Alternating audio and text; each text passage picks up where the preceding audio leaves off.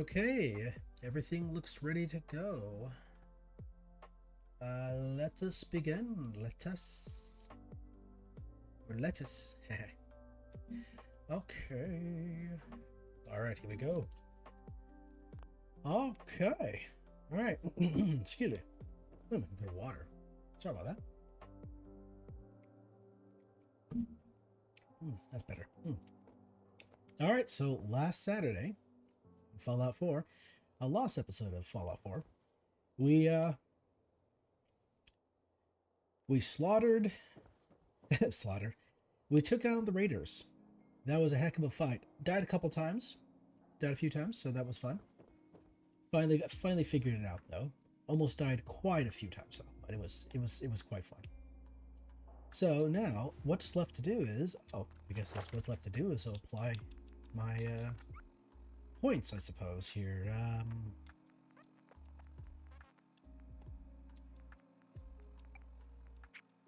We'll go luck. Luckity luck. Advanced training for enhanced combat effectiveness. Criticals do 50% more extra damage. That is nice. Alright, we'll do that. Better criticals, absolutely. Alright, so we do have a few things left to do here.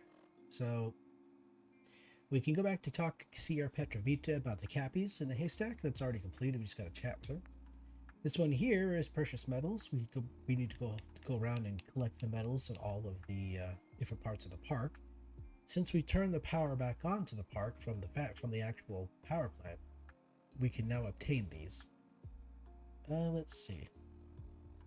There's a group called the Hubologists. They're all the way down over here. There's the Hubologists. They're kind of, yeah, they're over here. We can go chat with them because they have a couple quests for us to do. A couple quests we can do, I should say. So, and we also have to collect the what is it? The quantum power armor. Gotta take that with us eventually. What is this? Why is it flashing that color? Did I?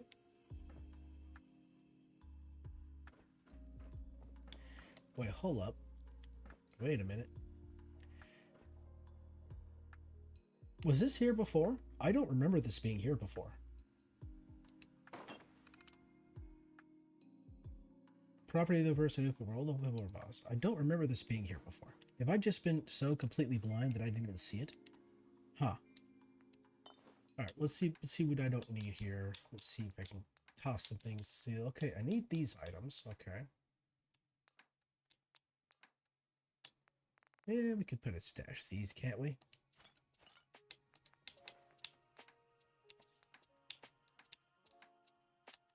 And stash these. Alright.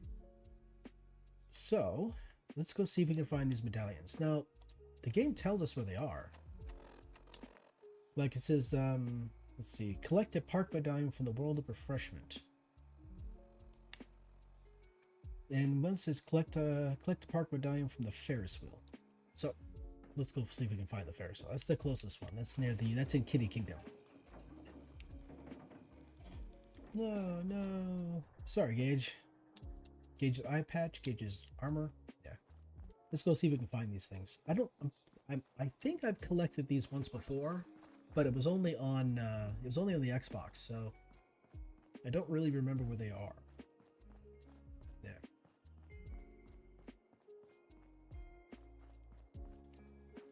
Alright.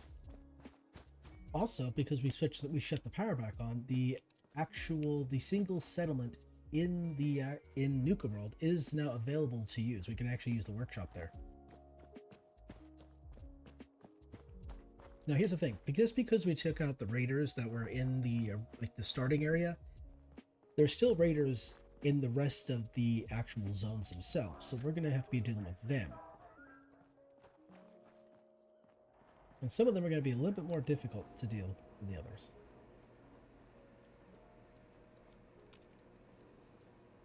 Alright, so this is the Ferris wheel that the game's talking about here.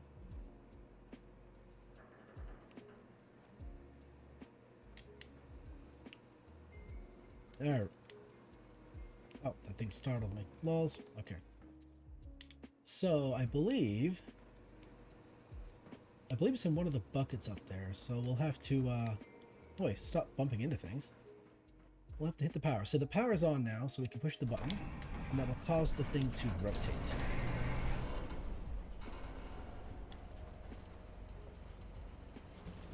Now, don't really remember what the medallion looks like, but hopefully it becomes obvious to see.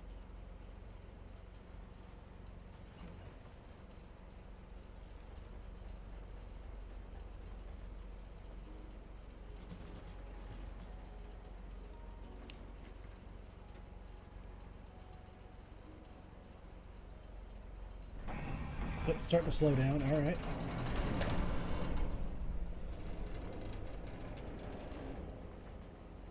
Oh, interesting. Oh, wait a second. Am I completely wrong? I guess I was completely wrong. I thought it would be on the wheel. Wait a second.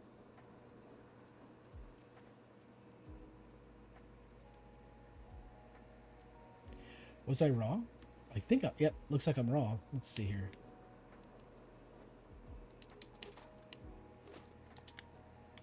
Wait a second. Uh-oh.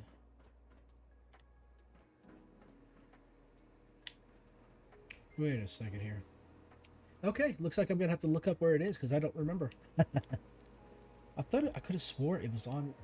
Swore it was on one of these.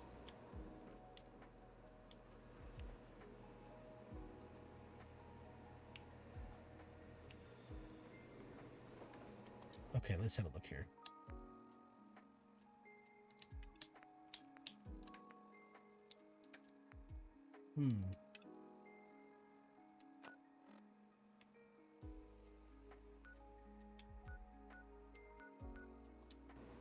Okay, you know what? I'm probably gonna have to look this up.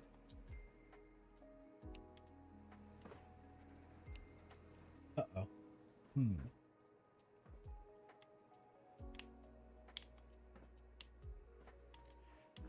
I'm sitting here trying to remember, but it's not coming to me, so I'm not too sure. All right, looks like I'll have to look it up. So be it, right? All right. All right. My memory is failing me. I only did pick this up once, I suppose, so.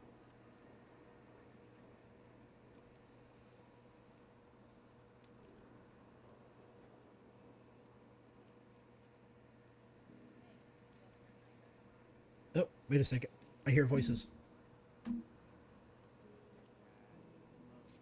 All right. Let's go deal with these guys.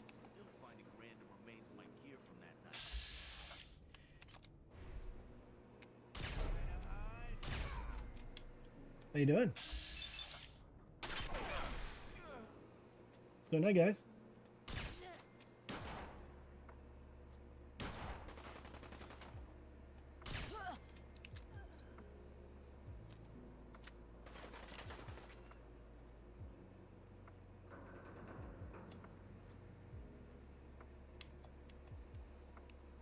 You know we'll find you. Why not get it over with? Finally. Need a bit more before you die. Wow. Wow, okay. You know what? I wasted a little bit too much time there. I should not have done that. All right.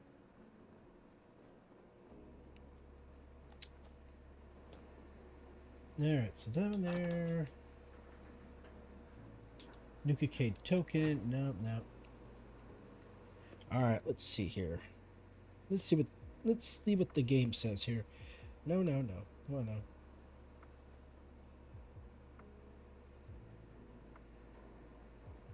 Where are you at?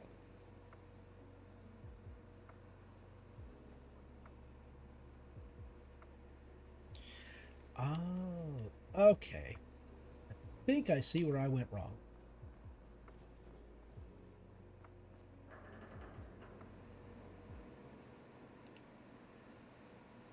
All right. This is what it says, medallions right there. That's where I went wrong. See, I honestly thought that it would just be an item sitting like on one of the seats of the Ferris wheel, and then it would stop right where I wanted it. But no, I was wrong. You know what? Let's do this. I'm gonna do this. Let's see if this will work. Can I get up? Can I get up here before it moves away? Let's find out here. So.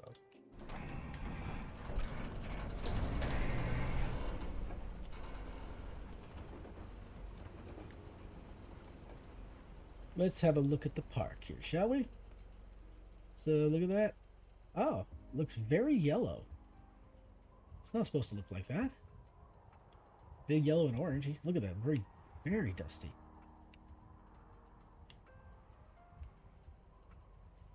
You get up there and it gets really quiet. But then the noise returns when you start getting closer to the ground, huh? Yep, it does. That's actually pretty cool. Hello.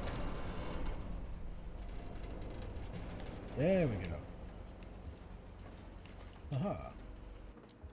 Alright, so we get the first medallion, and we took a ride on the Ferris wheel because, you know, fun.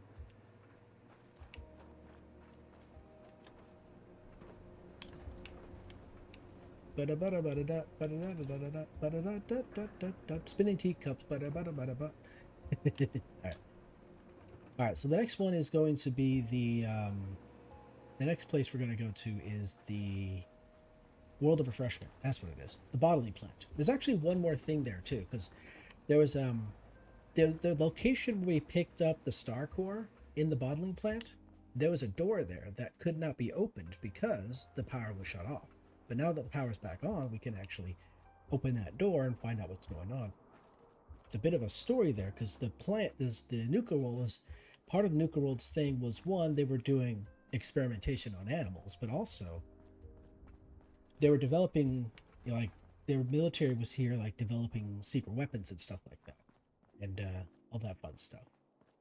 And one of the doors in the World of Refreshment led to an area where that was taken up, where that was going on. I think there was a bit of espionage as well, but I'm sitting here trying to remember. Let's see, is this the medallion? There we go. World of Refreshment medallion right there. Let's head inside here real fast like, real quick like, and we should be able to get to this special door. I've already collected the power armor out of here, so we don't have to worry about getting the power armor.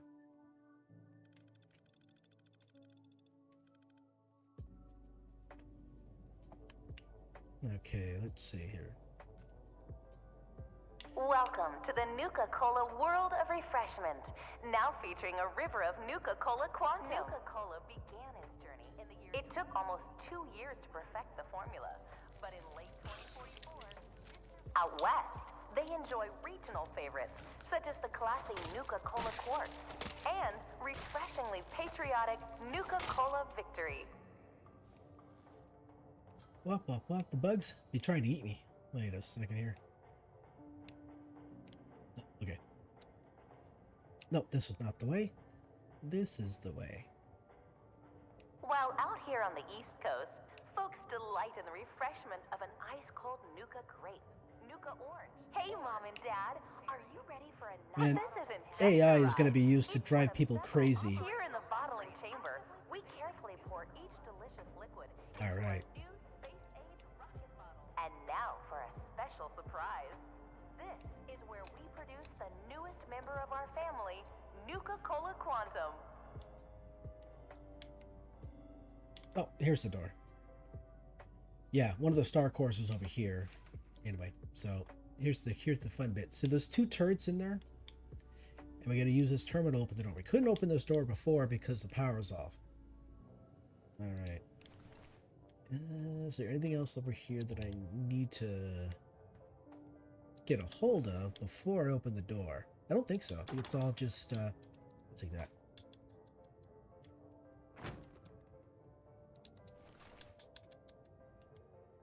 Let's see, what's the Stimpack? I'll take that. I'll take the water as well. Let's listen to the report. Oh, let's do that. Yeah. This is Corporal Downey. As far as I know, last living member of Sergeant Lanier's recon team. We tried to secure the bottling plant. Got overrun by some new breed of Mirelurk. I've never seen anything like them. Blue glow, so strong, stronger than any Commonwealth lurk I've encountered. got to be the quantum running through this place. We breached their nest, and they poured out. We felt bad, but I'm pretty sure one of those damn lurks made off with my leg in the process. Private Clay dragged me to safety before I sent him to warn the others back at the camp, but I could hear their screams from here. I know that help's not coming, and I'll be damned if I'm gonna be food for some Mirelurk spawn, so I'm taking this matter into my own hands. This is Corporal Downey. Signing off. For good. Alright, let's 1 second here.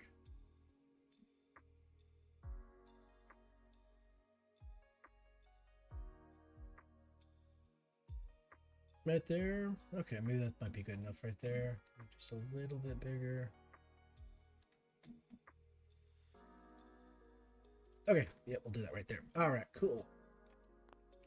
Alright, so Corporal Downey said he has, I'm looking. Everybody here has their legs. So Corporal Downey must not be here. Because everybody here has their legs. Alright. Let's open the door.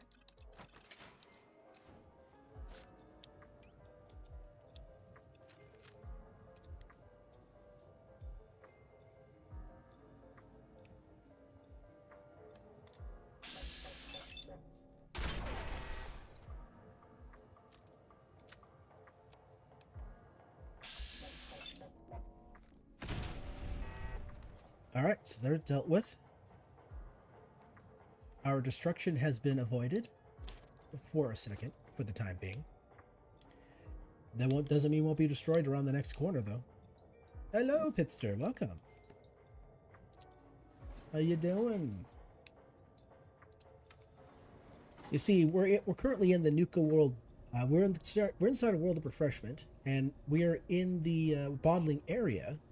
And we've just gone through a door we would be unable to open without the power plant being on. But we've turned the power plant on, so now we're able to actually go into this place. And right now we just got past 2 turrets. And now we're gonna see like this is silliness. It's like it almost seems like there's quite a few corporate entities that were being utilized by the government for like espionage purposes, like spying, or developing weapons for the military or something like that. And Nuka World, or Nuka-Cola, was no different. Here in Nuka World, they were doing a couple of different things. They were doing actual animal experimentation, cloning experimentation, everything like that, and then everything else. And they were also doing, I believe they were doing like weapons manufacturing too. And there was some spying involving that as well. So we're just trying to find that. But here we got ourselves a recording. So let's see what the AB30 says. So Rex, what did Dr. Levitt say? It was like we expected. She won't be joining Project Cobalt. Didn't you tell her how important this is to the country? I mean, if she hasn't noticed, we are at war. I didn't even get that far in the conversation. She still thinks all we're doing here is making soda, for God's sakes. It's a shame, too, because she's the best organic chemist we have. I guess we'll just have to rely on Dr. Medford from now on. Wait, she's leaving? She's gonna walk away from all of this? She's not only walking away from her job here, she's blacklisting herself from our industry entirely. When I told JC about our chat, he blew his top. Started ranting about how he took a chance on Dr. Levitt and she's throwing it back in his face. Remind me never to get on Brad Burton's bad side. Okay, so we have a bunch of yarn in here, and scissors and ruler. I wonder if this is the lady that they were speaking of. I'm only, basically coming to that conclusion because of the dress. Since the door was locked, just kind of curious. Let's have a bit of a sleep here. Oh, I'm feeling ill. Illin', huh? Let's get the food and the water in me. Come on now. There we are. It's, you know, it's kind of silly. You can't interrupt the actual the drinking animation. You can interrupt the eating animation, but not the drinking. Okay, there's a couple beds in here. That's pretty cool. Let's see if there's anything else. I don't see any other safes. All right, so let's still see what this side. So these folks were actually living here, as you can tell. They had living quarters and everything like that. Oh, here we go. We get AB 27. Ooh. Maybe I might be playing these out of order. Let's find out. You wanted to talk, so talk. Don't take that tone with me, Rex. You know exactly why I'm pulling you aside. You told Brad Burton our team would work on Project Cobalt without asking the rest of us first. I don't have to consult with any of you first. I'm the lead beverageer, remember? Are you even listening to yourself? JC? What? Are the two of you best buddies now? When you talk like that, I picture you in a crushed velvet jacket, swirling a snifter of brandy in one hand and a cigar in the other. What the hell happened to you, Rex? I used to look up to you, and now you want us to jump into bed with the US Army. I joined this team to bring joy to the world, not to create weapons of mass destruction. You know what, Kate? I expected more out of you. I really thought you'd jump at the chance to stop fooling around making soft drink flavors and play with the big boys for a change. I'll make this simple for you. Either you stop this emotional outburst and join the rest of us in reality, or I'm pulling you off the team. Go to hell, Rex. You'll have my resignation by the end of the month. All right. So this might be Rex. I don't know, but looks like he decided to go out in his own terms. Let's see. There's nobody in this room here.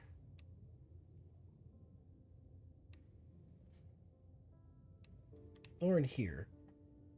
But there was so we have, I think this might be Kate, that might be Rex in the other area, in the other room. All right. So I think what happened is, it's been a while, but I think what happened is that the day that the bombs started to drop, all three of them, or all of the people who were here, got sealed in here. And they weren't getting unsealed. And they weren't getting out. And with the plant being shut down, which I think might have just been like a protection or a failsafe kind of thing, they were locked in, well, in here just forever. There's basically, they were entombed. They couldn't go any further. All right, so let's have a look around here. So we have doors. We have a couple of doors here.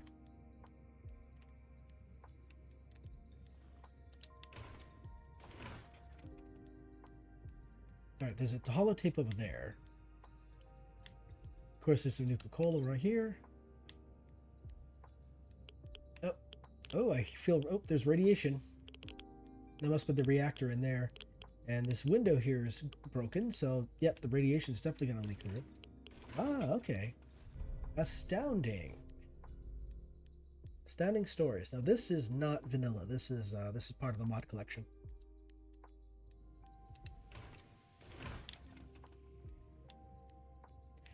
Oh, Nuka K ticket roll right here if you want that. All right, let's see what's on the other side of this door. Okay. I have to expect to be experience radiation, so let's just expecting that right away. I don't see anything else. A little bit of scrap, but that's about it. All right, let's see what it says on the radio. Here we go. I don't care if Bradberton made you the Pope. You're not telling me what to do anymore. We've been stuck down here for weeks. There's no Bradberton anymore. There's no Nuka World anymore. No nothing anymore. Don't you get it, Rex? We're done. Humanity's done. We might be all that's left. And you want to continue working on this bullshit project? Why don't you wake up, Kate? You don't know what's going on out there. There could be Chinese soldiers right above us and we'd never know. Project Cobalt could be the thing that saves us. Saves America. We have to keep working. I wish the two of you would stop fighting. We need to keep level heads if we're going to survive. Look, Kate, maybe Rex is right. Maybe if we concentrate on our work, it'll take our mind off of things for a while. None of us want to end up like Dr. Medford. Look, I don't deny it's a shame what happened to Dr. Medford, but at least he kept his mind on his work. The fact of the matter is, he lost it. He was weak. He let his emotions take over. I don't want to see the same thing happen to you. You're crazy. At first, I thought you were just driven, but I was wrong. You're absolutely crazy. Why don't you pull out some of your secret recordings you've been making of us? You know, the ones you think we don't know about? Play them back and listen to yourself over the last few weeks. Listen to how goddamn insane you sound. Well, you know what? I'm done. I'm done with you, and I'm done hiding down here, waiting until you snap. Get away from the door controls, Kate. I'm not kidding. A gun? So what are you gonna do? You going to shoot me now? Is that what this has come to? I said this to you a few months ago, and I'll say it again. Go to hell, Rex, and goodbye. Oh my god!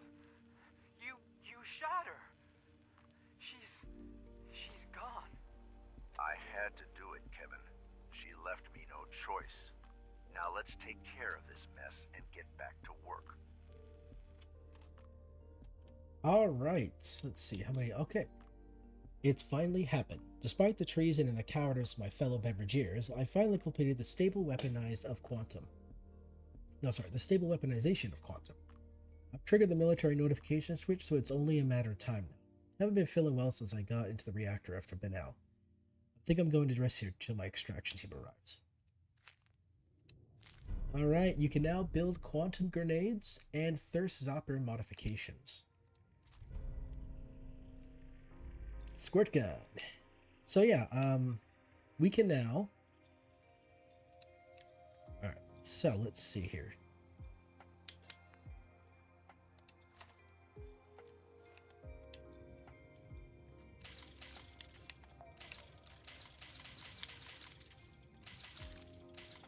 So yeah, the modification, I'll be able to use Nuka-Cola Quantum. So let's see if we can do this here.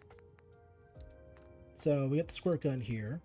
So depending on the kind of material we have, we got the Nuka-Cola. So we have the squirt gun, the Nuka-Cola gun, the cherry gun, and the quantum gun. So as you can see, it requires adhesive, fiberglass, and nuclear material. The nuclear material is what allows it to explode. And I believe there's different colors of the actual weapon as well, or different colors of the actual liquid too. So the quantum is going to be like the blue liquid, the cherry is going to probably be a red. So as you can see the damage right there. See, there's 0 damage right now, but the Nuka-Cola gun sprays irradiated Nuka-Cola. That's 226 damage, and then that right there is 528 damage, which is amazing. Which is funny because this one does just a little over 700. Oh, sorry, 500. This one just does a little over 500. So it's about its equivalent. No, that is 7. Yeah, no, yeah, that's 7. What am I thinking? Throat Slicer does 500. Final Judgment does 259. So yeah, as long as we can get the material together, we can turn this thing into an exploding squirt gun. Or a squirt gun that shoots exploding liquids, which is funny. And that was actually part of the Nuka-Cola Quantum Power Armor was actually part of Project Cobalt as well. It's just it's like I said, like a lot of the pre-war or pre-bomb businesses were in bed with the military, trying to develop different things for the military. All right, so we mentioned that he went into the reactor. So he went after Bennett. I believe that's what he said it was. So we're going to go down there now, because we only found 2 bodies. So there's a third one. All right. Oops, wrong button. So let's see. So as you can see behind the reactor there's like a tunnel. That's like so here's the reactor, and the water around the reactor is called the cooling pool. That's actually supposed to cool down the reactor while it's doing its work. I don't see any loot or anything like that, so we'll have to sneak past the reactor. It's probably going to be very irradiated, so we'll just have to make a quick run for it, I think. Alright, let's do this. There we go. Now we're in the employee tunnels. And we are here. Brilliant. Okay, so we got past the reactor. Good stuff. All right, so here's a bit of a spot. So here is a person. Now, whether or not this was the other gentleman that he chased down here or not, I guess we'll find out if we can find ourselves a holotape. But he definitely had food and water. But my guess is, because I don't see any weapons on the person, probably didn't survive the radiation. Like the other guy. All right, let's see here. So one more quick look around, maybe hop around a little bit. Okay, let's see what the terminal says. This is most likely where the last quote-unquote will and testament of this guy would be. Deem? Possibly. All right, so it wouldn't be feed. It could be yell. Let's see, is there another word that starts with the letter D? D. It could be yell. Nope, yell is 2.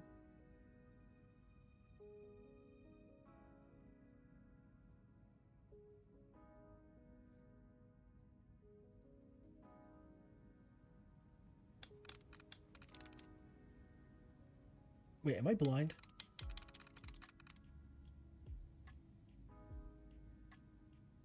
Okay, I'm seeing deem, real. Oh, it could be real.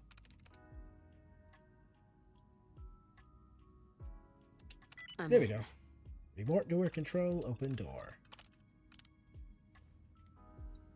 Alright. Okay, so I thought maybe. Alright, here we go.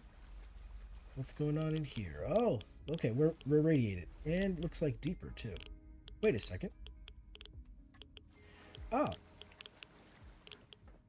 Oh, this place. Okay, yeah, this is where we got to see Oswald talking to one of the ghouls. In this little area right here. You would find a key right here. Pump control system, all that fun stuff. Okay. Alright, let's head back down here then. Oh, you know, honestly, I was expecting to find a holotape. Maybe like the last thing that this guy ever said, you know. Now, it's possible that he didn't survive the radiation down here. Or it's possible he got shot and was left here. So there's a couple possibilities. But there we go. Yeah, so these people got trapped down here. They finished the research on the squirt gun. And they were able to do that fun stuff. Oh, you know what? It's probably faster to go this way. That's funny. I didn't realize... I guess that makes sense. See, the funny thing is, we were in the Nuka-Cola bottling plant, right? And now we're here. And here is Kitty Kingdom. So the bottling plant in Kitty Kingdom are connected via tunnels, which makes sense. I imagine there could be other tunnels that would connect to other parts of the park as well, but so far these are the only ones that I really know about. I imagine huge theme park areas have underground tunnels to connect to all the different locations, so people can get to places pretty quickly, but it'd be kind of neat if they had like had more tunnels that allowed you to do that in this game, but it doesn't appear that way. At least I haven't seen them. Maybe I haven't explored enough. That might be the reason.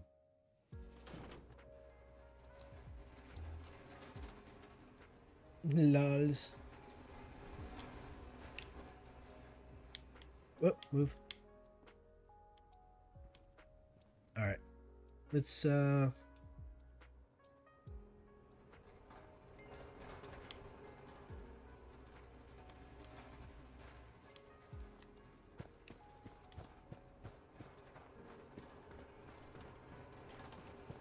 Oh! I got hit by it. It did a little bit of damage. I thought it would do a lot more, to be honest. But, okay. That's fine. Ooh, it is dark o'clock out here.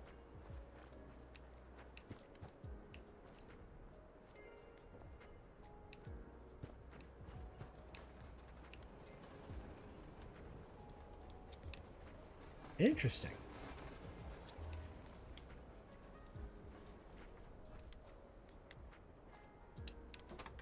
That stops the rides. Alrighty. Alright, so we got the one here. We got the one in the Nuka World. The refreshment. Let's see. The next I guess we'll head off to is... Oh, you know what? We still got to clear out the raiders that are over here. There's still raiders in the World of Refreshment. I completely forgot about them. Boy, it is incredibly dark around here. It's a lot darker than I remember it. Why is the sky looking like that?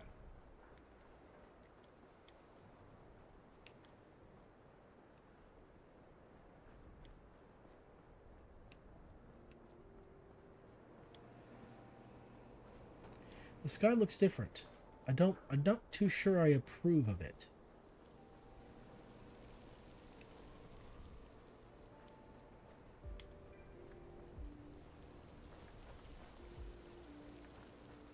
There's sometimes when there's a couple things I've noticed with this collection, that there's certain little bugs that occur. Like for example, at Walden Pond. Yeah, so in the Commonwealth, there's a place called Walden Pond. It is essentially south of Sanctuary. It's just like a little lake area. Anyway, there's like a big tunnel, a big pipe that you can walk inside of, and inside you can find some raiders. Well, walking in there, you'll hear this weird audio noise that makes it sound like you're underwater constantly. And if you leave going out the door instead of going back out through the pipe you came in, that audio bug stays with you the entire time. So in order to eliminate that bug, you have to go back out through the pipe. You have to leave, exit through the pipe that you entered, and that eliminates the sound. That audio bug has occurred once before when I was during a playthrough in the past, where I had to, when I was going from Nuka World to the Commonwealth, the same audio bug occurred, and I had to leave. Alright, let's turn the lights off here so I don't get seen. Alright, so they're over there.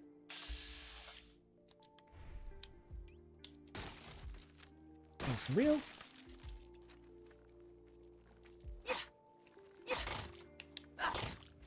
There we go. I didn't even see those eggs there. Well, of course I did. It's dark. Are you kidding me?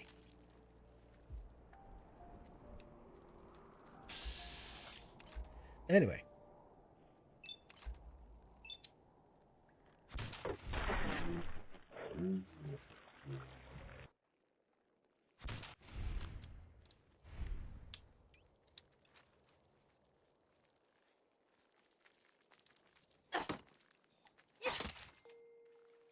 Hey, buggy boys, there you are.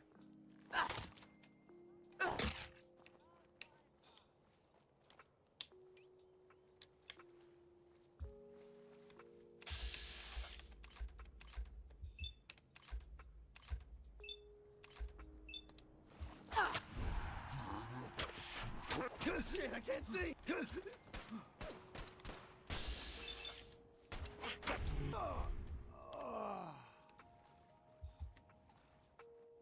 Yeah, where are you guys at here? Oh, for real? Went right past them.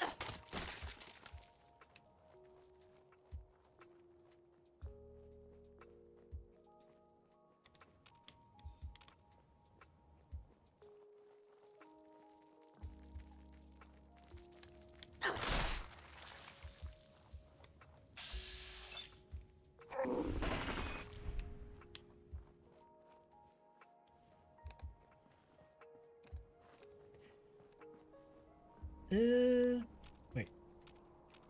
They all gone? I guess so. Okay. Yeah, I thought there might be still more here. Alright, here's the stuff right there. The stuff of legends right there. Alright, cool. They kind of made themselves at home over here, putting seats out and everything like that. I'm detected, huh? What's detecting me? I'm kind of curious about that.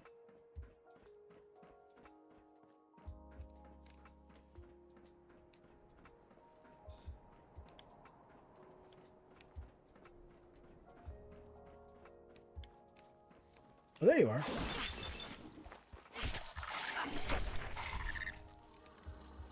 I guess a king recognizes a king, I suppose, right there. Oh, were you in here?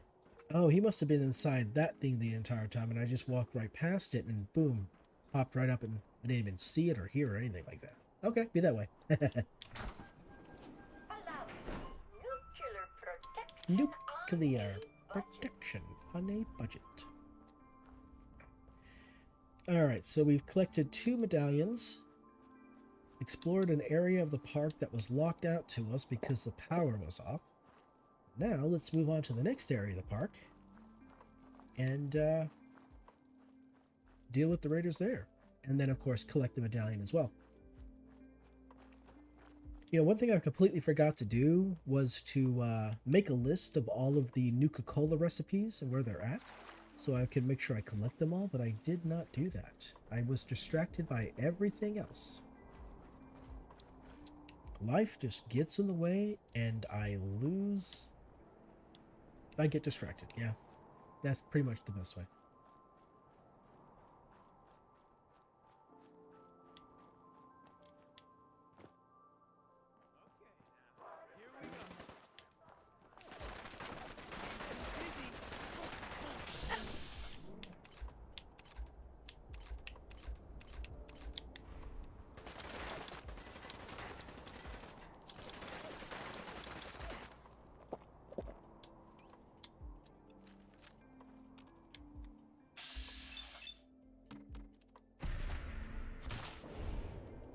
Oh, he's wearing a suit. Interesting.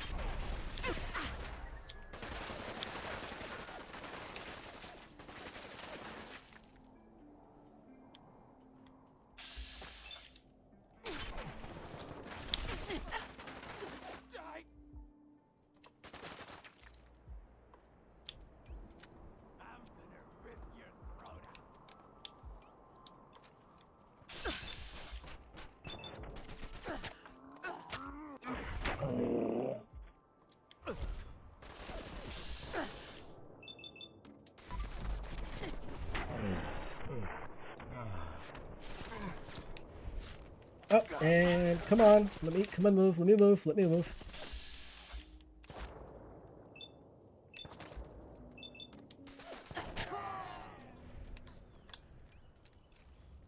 Some reasons the animations will kind of lock you in place for a few seconds, and when you're getting shot at by these guys, it's very nerve-wracking. Very nerve-wracking. All right. All right, let's see here. The second one is going to be Baltic Among the Stars, Nuka Racers. Collect the park medallion from Nuka Racers. Oh, wait a second. Among the Stars, right. The Treehouse. Mad Milligan's Mine. Wait a second. I think I missed the one at Nuka Racers. The Nuka Racers, I think, is in Kitty Kingdom. Alright, so the one I'm looking for is actually going to be up here.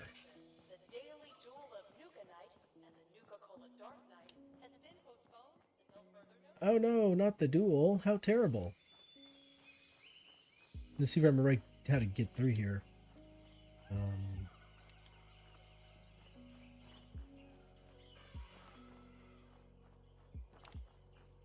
Nope. This the way?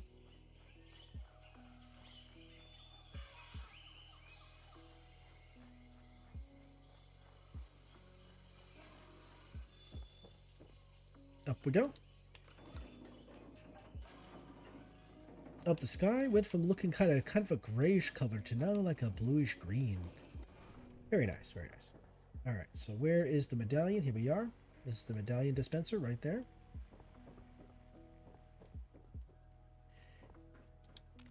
Everything looks green from up here.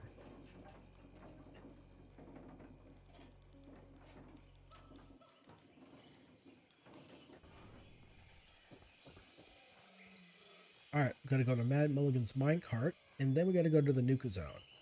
And probably head back to Kitty Kingdom to get the other one medallion that I missed.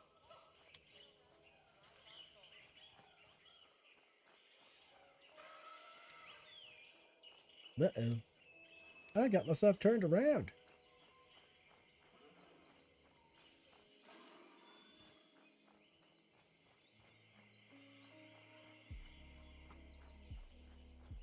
Okay, no, this is not the spot. Lols.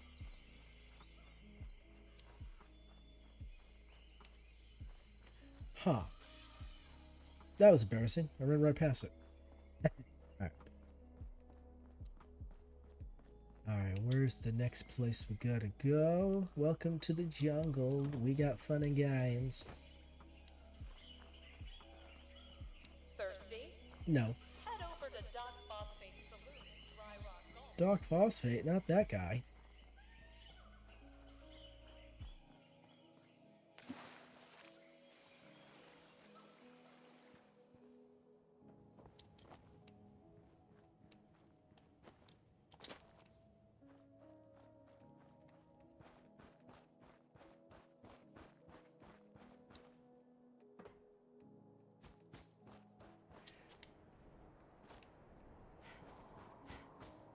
I'm half expected to be attacked by something. I know I've gone through this area before, but I am kind of expected to be attacked by something. Wait a second.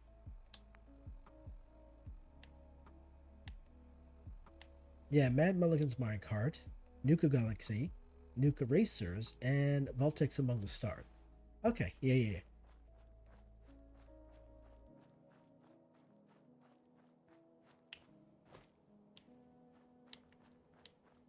So sometimes you see critters. Right, yeah. Example given.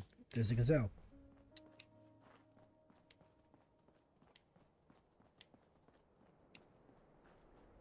Alright, so here we are. We took care of the bloodworms, so we shouldn't have to worry about those guys. We just have to worry about the raiders, because, you know.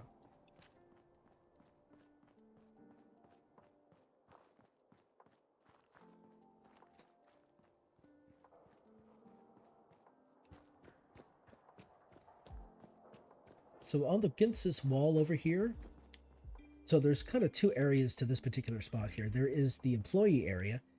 There's like the actual park that you are part of the attraction. You go in there, and then there's actually this wall back over here. Now, if you go behind here, you'll find a door. To unlock the door, you need the terminal, but with the power off to the park, it couldn't actually open this door using the terminal. So if you didn't enter into this place like I did earlier, then once you open this door, you walk in here and you'll be attacked by all the ghouls and whatnot. And yeah. And then in here you can get the magazine. You get one of the issues of Scav.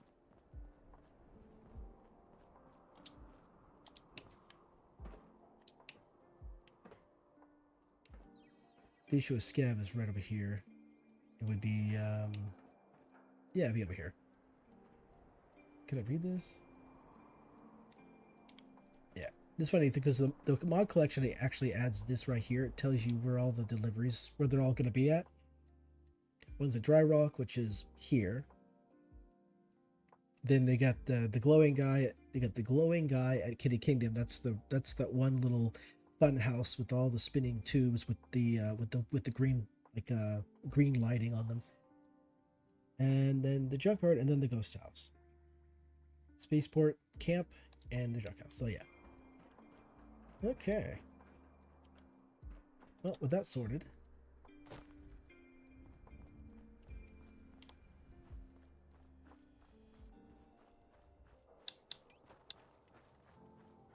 Food.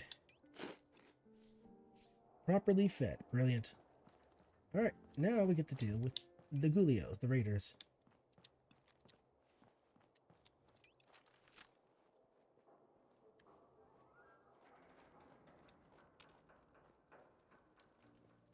Now we should be able to see them.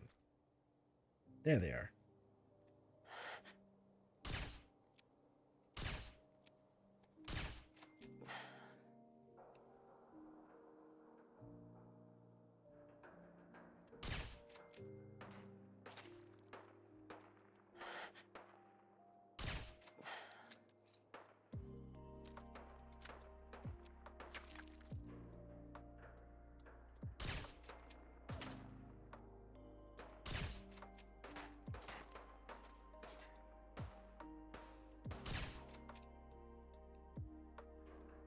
Oh, got them all? Brilliant.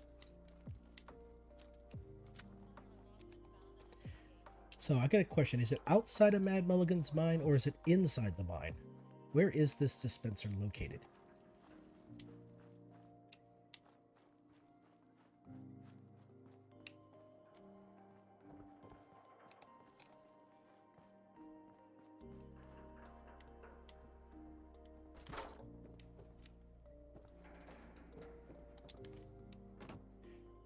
I don't see it out here. So maybe it's inside. It's probably right inside, like outside the gift shop kind of deal. Alright.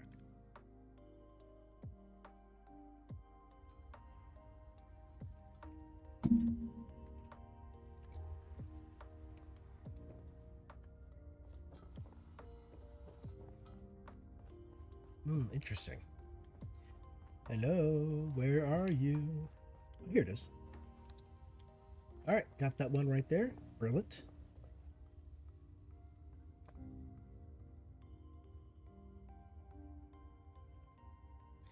Uh-huh. Alright, so next two are going to be in the Galactic Zone. And I guess the last one's in Kitty While Kingdom. touring the Gorilla House, please refrain from making rude gestures to any of our primate specimens. Thank you. But it's fun to make big rude gestures to the primate specimens or something.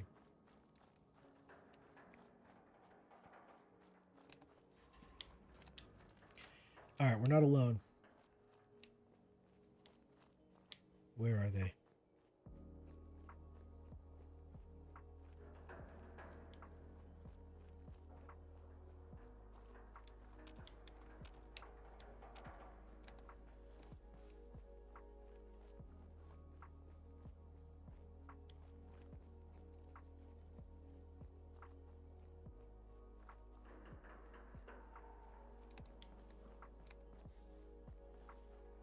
Oh, okay. Well, I guess I was, I guess not. I mean, I know there was something there. It just didn't see me and I didn't see it, so never mind that. Alright, so the last few raiders are here. Brilliant.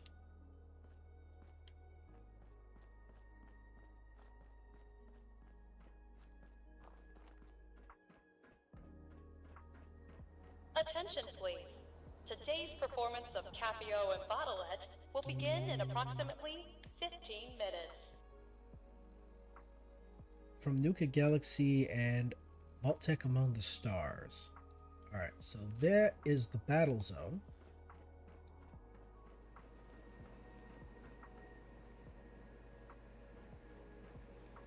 So there's Nuka Galaxy over there.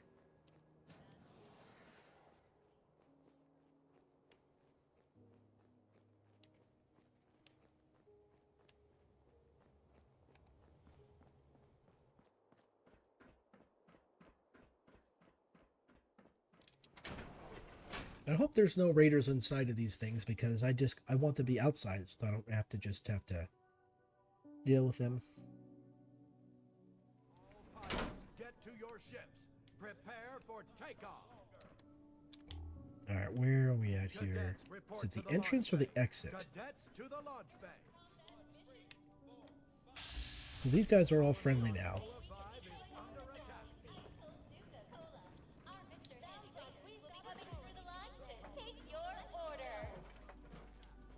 The launch bay is just up ahead. Get to your ships. Multiple hostiles. Cadets. Enemy forces are moving to attack the colony. Please make sure all loose objects are secured before boarding arrives. So here's the fun bit here. Protect and serve. Oh, protect your identity while serving up an arse whooping. Sounds like a good idea. Yeah. Squads 3, 4,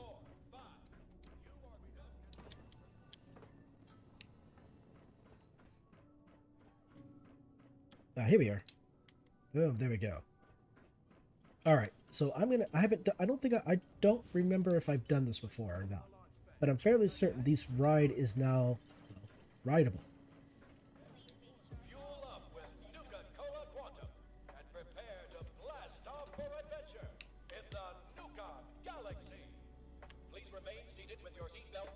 right, here we go. Feet inside the car at all times.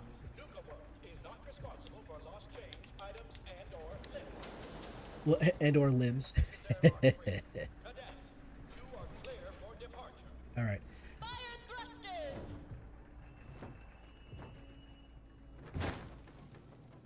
Quantum speed! Asteroid! Look out! Whoa! Careful! That's pretty wild. Nice flying, cadets! Can't look around. Ambush! Dive! Dive! Dive! Open fire! Defend the colony! Keep going! Push them back!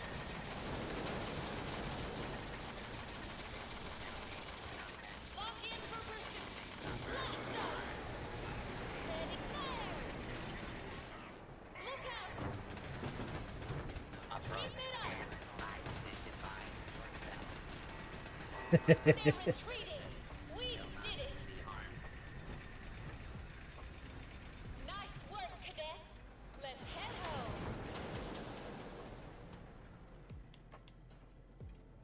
Intruder.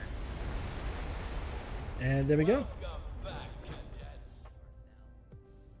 Please remain seated until the ride comes to a fully complete stop. Collect your belongings and watch your step as you exit the ride. Awesome. Thank you. Go cool off with a refreshing ice cold Nuka-Cola.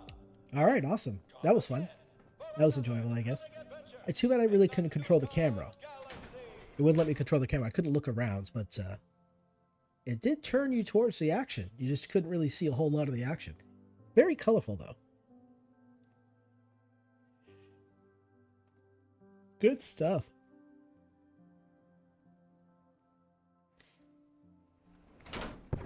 I've never actually been on a theme park ride. Okay, things are blowing up.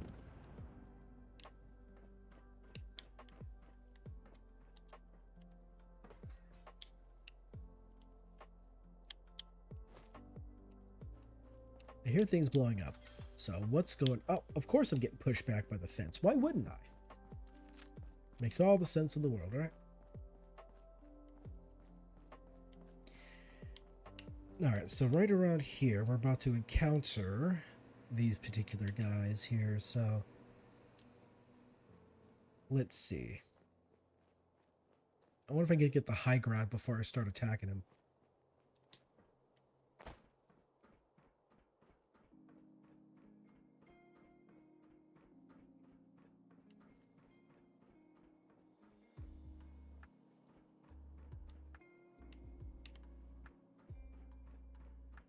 Where are they at?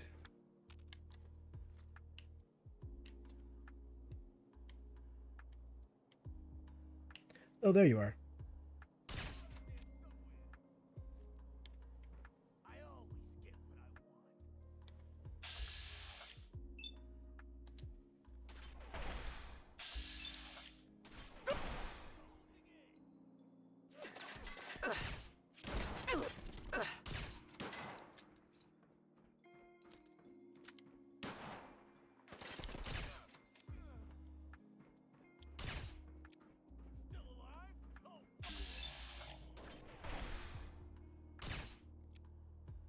Oh, damn. Okay. Ooh, smart.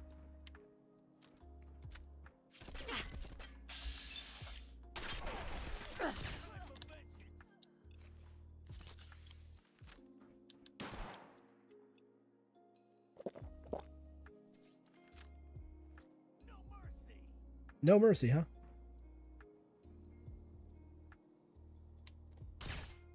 Ooh. No, oh, yep, he's smart. The more you resist, the more fun for me. All right. Done did. All right. So, with them taken care of. So here's a funny bit. Something that I couldn't quite figure out because I'm looking at this button right here. Okay, I'm going to push this button here. But nothing happens. I'm like, why is it not working? It took me a little while to figure this out, just to show how kind of dumb I am. It's actually this button right here. Push that elevator panel, then it goes up.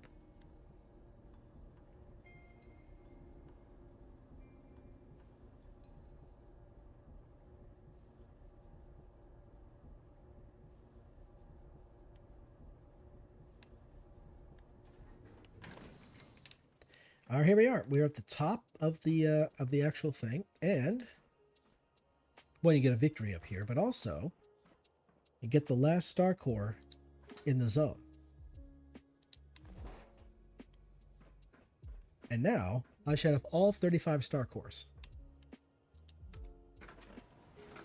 Now with all 35 star cores, we can put them into the machine, into the console, and then we can use the actual terminal to open the display case to get access to the Nuka-Cola Quantum Power Armor. But of course, earlier I showed how to get in and out of the display case without actually opening the door, Starport. and Nuka thus not Museum. needing to collect all of the star cores.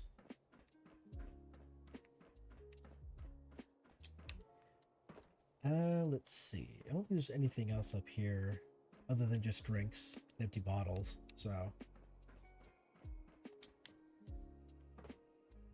So we come down here. All right, so we have 1, 2 remaining. Bop and bop. So where is the... And there's one I missed. I think it's I want to say it's over here.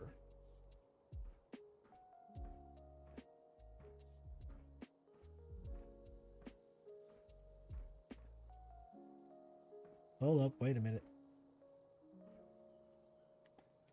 I am blind. Let's turn the light on. Maybe I'll see better.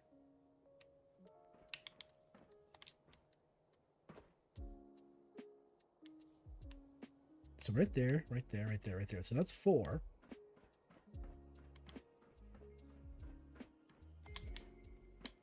Ah, for some reason I can't move around. The heck? So there's 4 right there.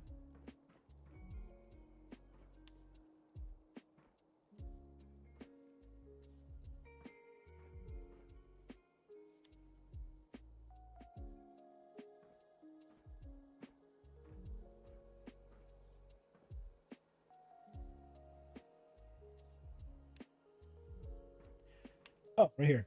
No, I'm so dumb. There we go. All 35. Cool. All right, so now what you can do now is go here, and now you can open the display case. But before I do that, actually, yeah, before I do that, I want to show you the little exploit I showed a while back. So this power armor was in there, but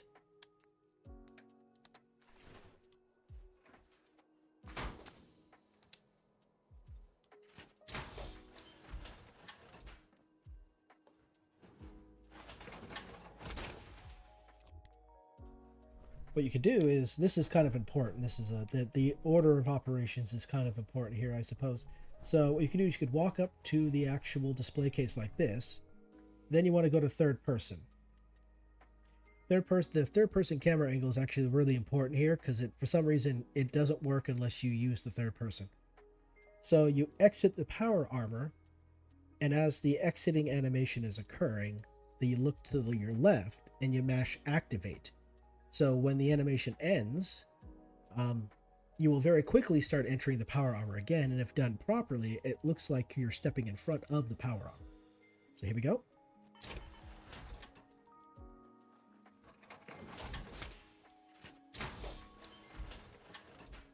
There we go.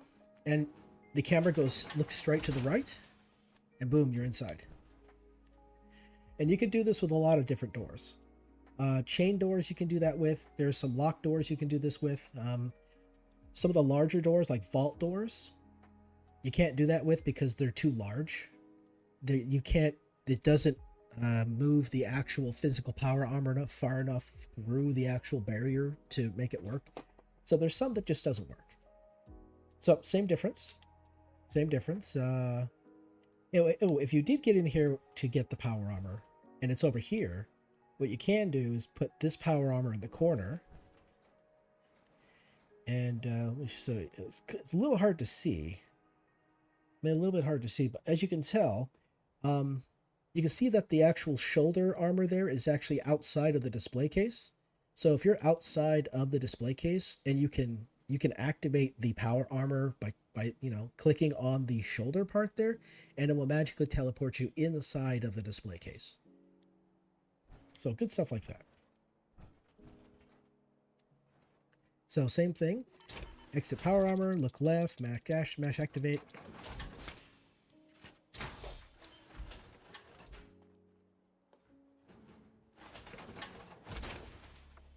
And boom, there you go. That right there will save you from having to hunt down 35 star cores. But if you're one of the crazy peoples who likes to hunt down the star cores, like this guy, then once you have all 35 of them, you just open the display case. But you can only open the display case after you've turned the power plant back on, because the elevator that allowed me to get the last star core would not be on. It's not active unless you have the power, unless you return power to the power. Turn on the power plant to the park. Excuse me. All right, so here we are. We got the Mark V version of the quantum armor. So let's look at my carry weight here. It's 460. That is quite literally just slightly less than 100 carry weight. So the question I got is, what do I have for food? Do I have grilled rat? Yes, I do. Okay, I got some grilled rat stag. And I do have some buff out. Yep, so I can increase my strength. Good. So what I would do is just simply just take the pieces.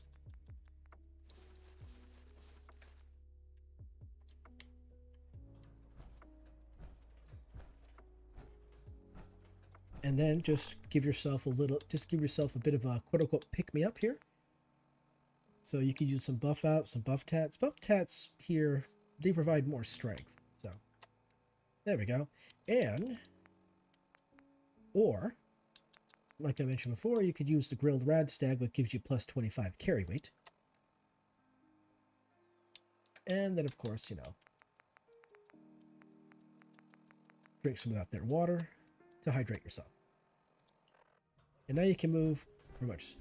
But although, if you do have this perk here,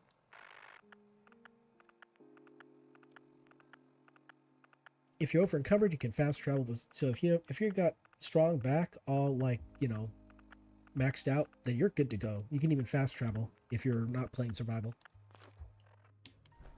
All right, why am I going that way for? That's kind of be a longer way there. So, oh, you know what?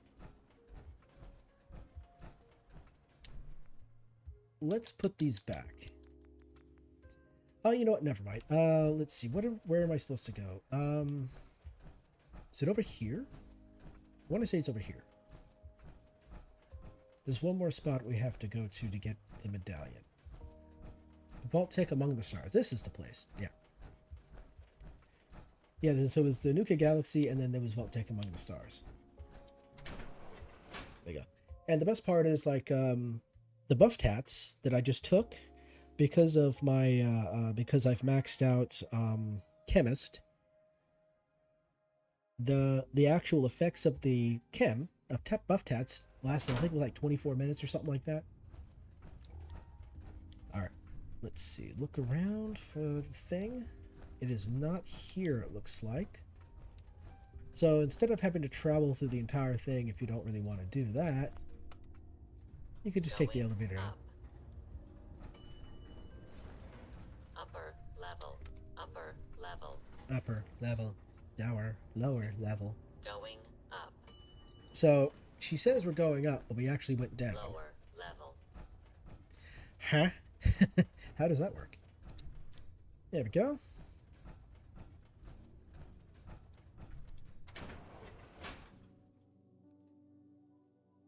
Created by General Atomics International as a domestic servant robot, Mr. Handy. Alrighty, so that's done. So we got all of the medallions here.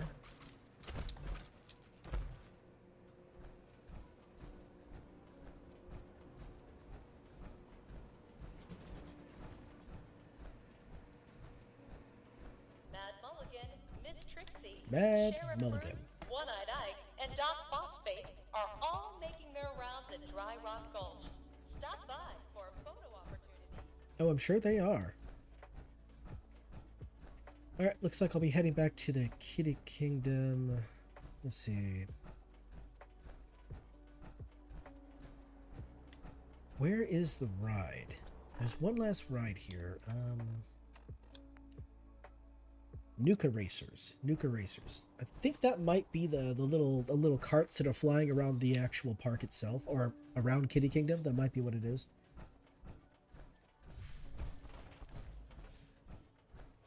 Ooh. But yeah, my fusion core should last a while.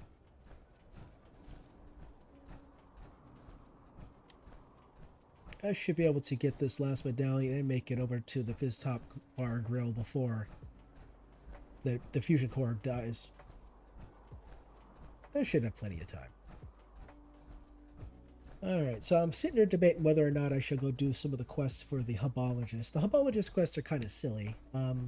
If you're a Alien Blaster enjoyer, I would suggest doing that particular the Hubologist quests simply because, well,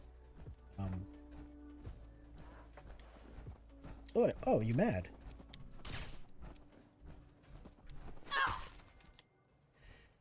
Yeah, so for the Alien Blaster, there are two places you can get the Alien Blaster. One is if you're in the Commonwealth and you're outside in the overworld, I guess you could call it that.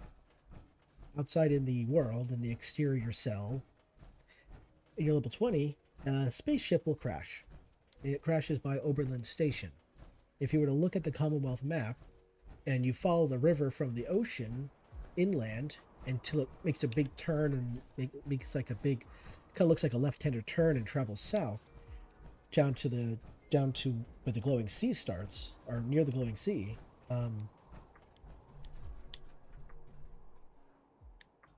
It's so dark I can't see around here. Where is the... Oh, whoa, whoa, whoa, whoa, whoa. Relax, my guy, relax. Hold up. Why have I got myself lost? Okay, yeah, this is me. Oh, there it is. As I was saying, yeah, so... Yeah, if you follow the river inland, and there makes like a left turn and then heads south, the location it kind of loops around at is Oberlin Station. Now, Beantown Brewery is right there as well, and just south of Beantown Brewery, or you can say just outside of Oberlin Station, there's a cave, and you'll find there's green blood that leads to the cave, and inside that cave you'll find the alien, and you'll also nearby you'll find the crashed spaceship. You take down the alien, you get his alien blaster, and you only get very limited rounds. We get like 300 rounds or something like that. And that's the one. That's where you can get the alien blaster in the Commonwealth.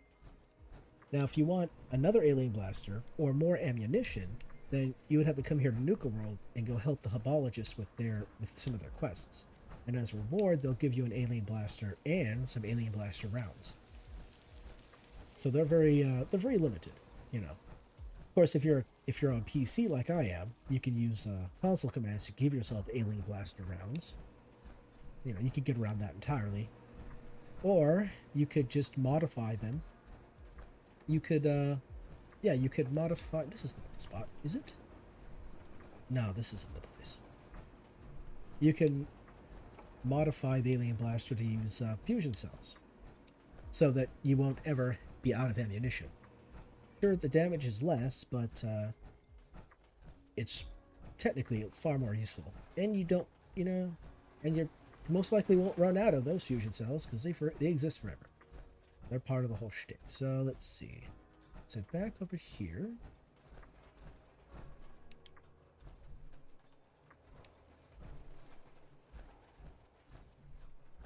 Ah, yeah, here we are. All right, completed. Go talk back to Nira. No, go back and talk to Nira. All right, there we go. That's brilliant. Oh, if you sprint in power armor, it uses up your fusion cores much faster. And also kind of the same thing. I'll actually have to test it out. I'll have to double check about when it comes to the actual jetpack. I know jetpack uses your AP to fly. But when it comes to using up your energy of your fusion core, I'm not too sure. I'd have to look that up or do some testing. I'd probably just be lazy and look it up to see if that's the case. I get pretty lazy sometimes. Or most of the time, or a lot of the time.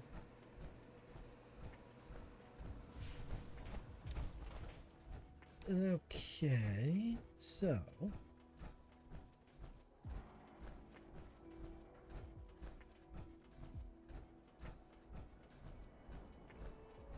So what I can do is remove the current power armor pieces I'm wearing. Yep, so I could take the, what are they called? I'm going to take the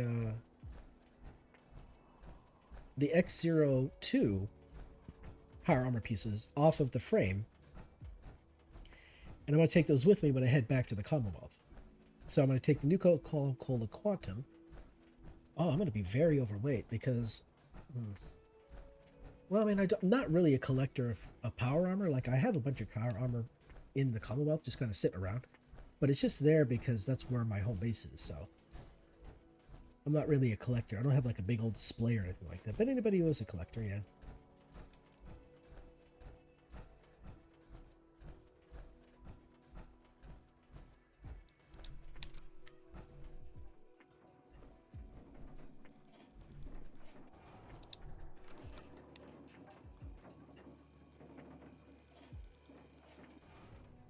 There we go. So here we go. We got Nuka-Cola Red Power Armor. Here we got the X02 Mark 6. Yep, Mark 6. So there we go. And what do we not need?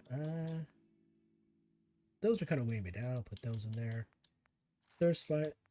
The squirt gun is weighing me down.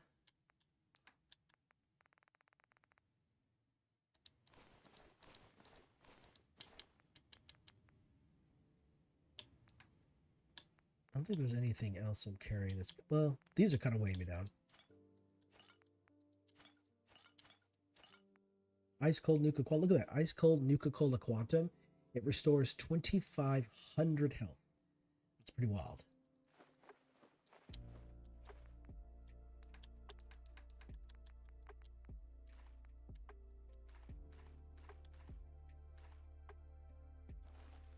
Alright, let me just get out of this outfit right here. And of course, take that fusion core. People will walk away with it. If you leave a fusion core in your power armor, people will walk away with it. Oh, I gotta get some sleep. That's right.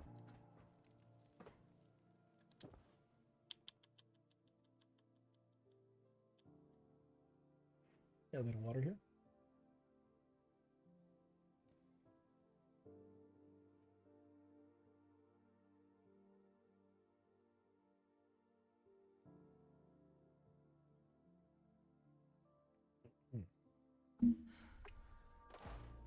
All right. I am both thirsty and or hungry, of course.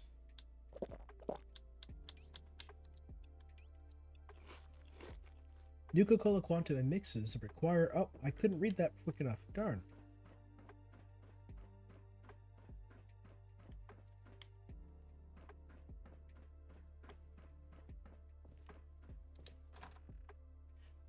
Where do I craft it? I don't think it's... I think I crafted it at the chemistry station, don't I? It sounds pretty reasonable to think that.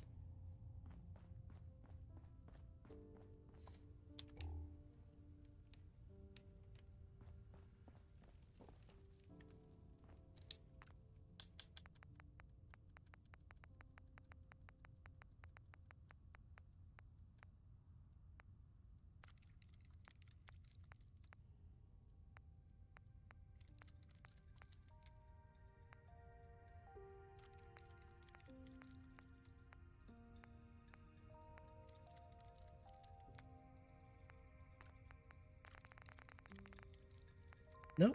Oh, okay.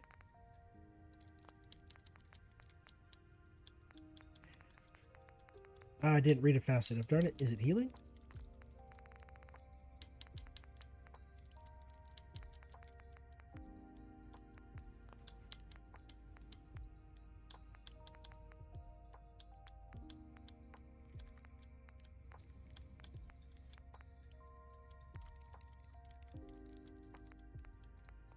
maybe not here. Maybe it's actually part of the weapons thing. Well,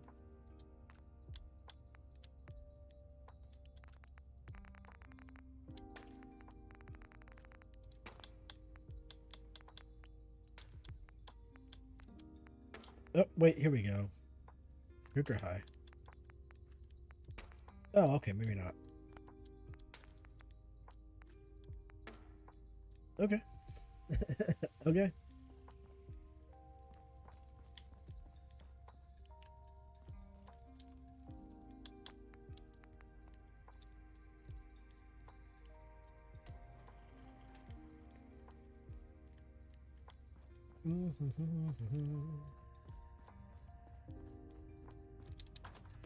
Oh, wait, no, what am I thinking? The mixed drinks are made at mixers, not at the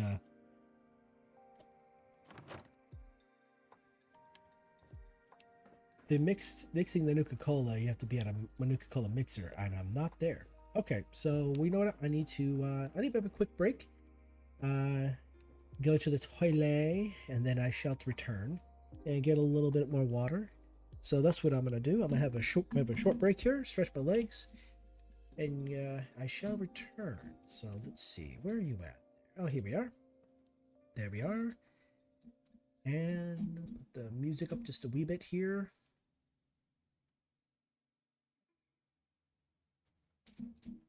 Okay, I shall return.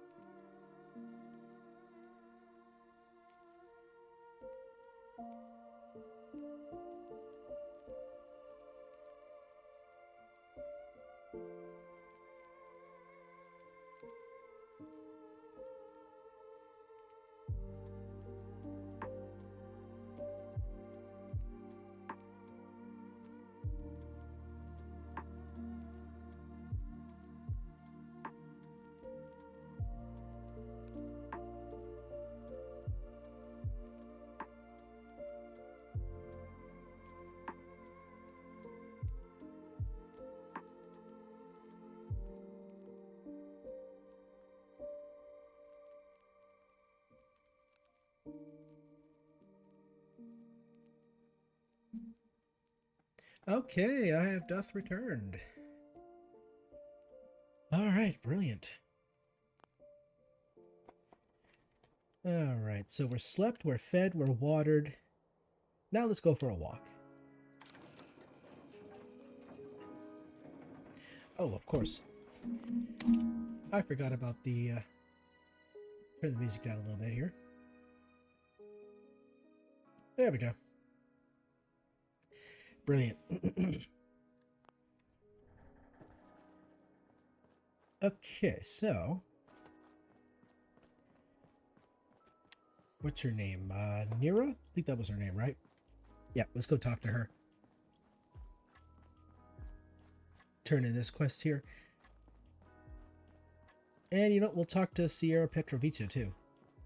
Since she's pretty close by.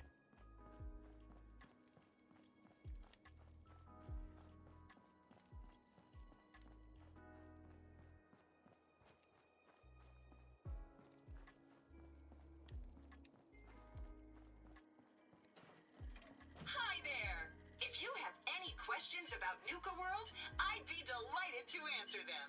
And remember, if you collect a full set of park medallions, I'll give you a special reward.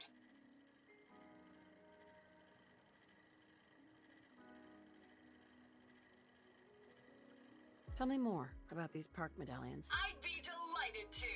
Spread throughout the park are several dispensing machines that will give you a special park medallion. Once you've got a complete set, just bring them back to me for a special reward. I've got a full set of park medallions. So you do. Why, that's just Nuka-tastic. Here's your special reward. What else would you like to know? Right, there we go. No questions for now. In that case, thanks for error. System malfunction. You're still here? Get the hell out of my face, you miserable, tongue-sniffing dirt scratcher! System restored. Have a great day. Gangs are gone. It's like a weight's been lifted off us. Thanks. Yep. Oh, Sierra. I forgot about her.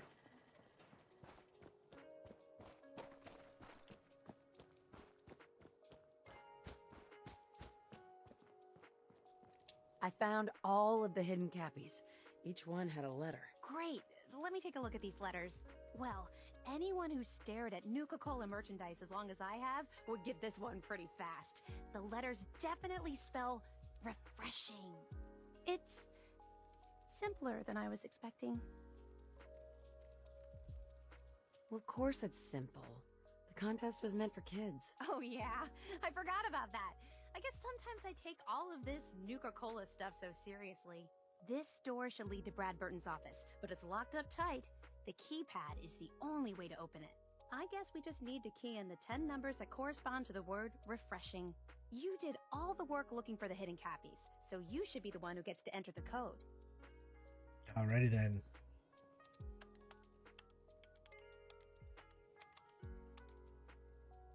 That's it! The door's unlocked! Let's go inside! Okay.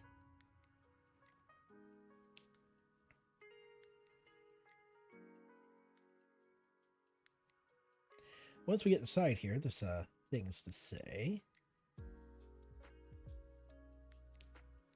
Loading screen takes too damn long. Anyway. Oh, we got a radio playing. That's not good there. Let's turn that off. There we go. Okay. So, let's turn the light on so we see a little better. Oh, yep, we got toilet back here. Seems pretty standard. And This is upstairs, like yeah. walking through history. Of course it is.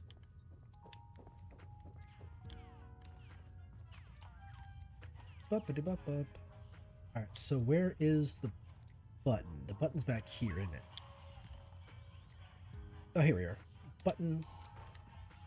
And boom, the door opens, and there's an elevator. That, Mr. Bradburton, you were one sneaky devil.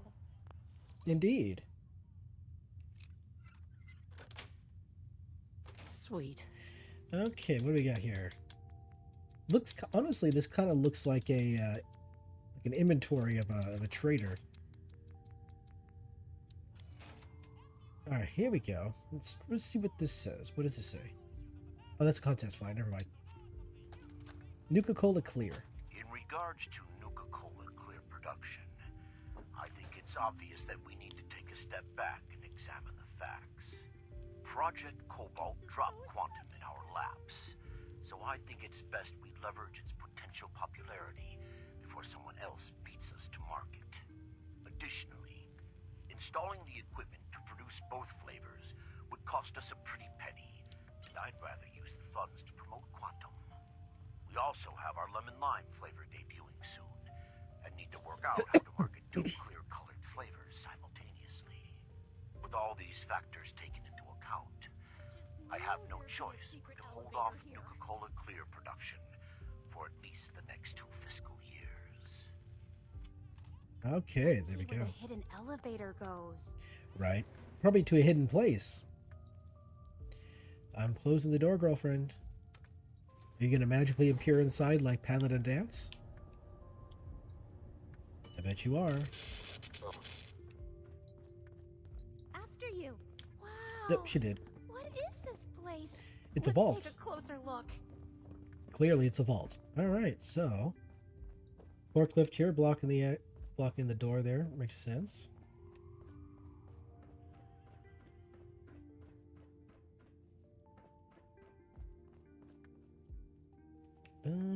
Just kind of looking around to see if there's any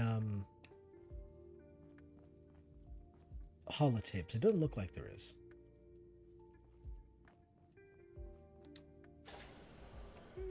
Now this looks interesting. Come on. And here we are is What on Brad earth? Burton. Wait. No. It can't be. That's John Caleb Bradburton. Or at least it's his head. Wow. You- Who are you?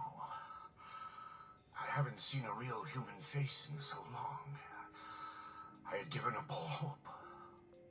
Oh my god. It's alive! He's alive! My name's Sierra, sir.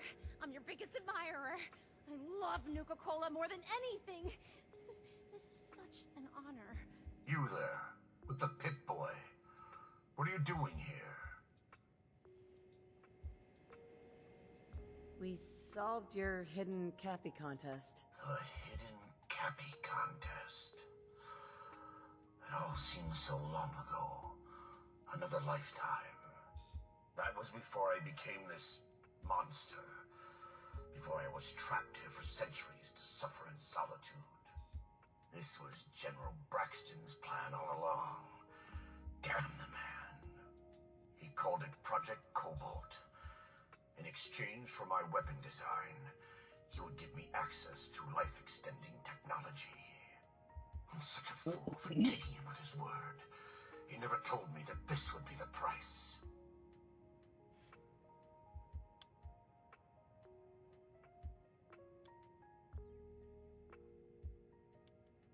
I can't imagine what you must have gone through. I'm truly sorry, Mr. Bradburton. A weapon? I don't believe it. Why would the genius who brought so much joy to the world want to make something destructive? Genius is restless, madam. It must expand, seek new challenges, and explore new frontiers. So yes, a weapon. It was going to be a quantum-enhanced variant of the standard portable tactical warhead.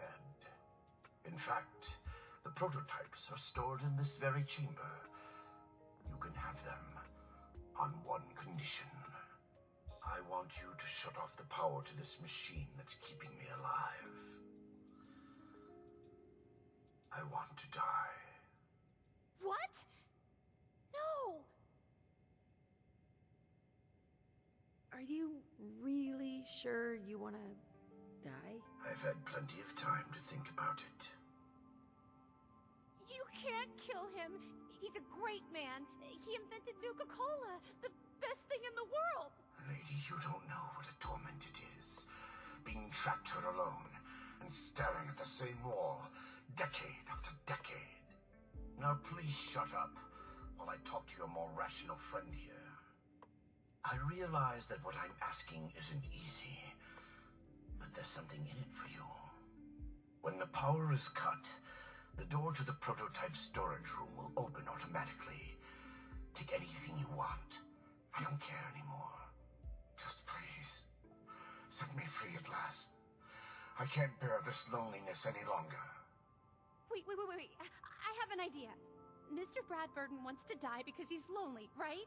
Well, maybe I could stay with him, you know? Keep him company, give him someone to talk to. He's like a hero to me.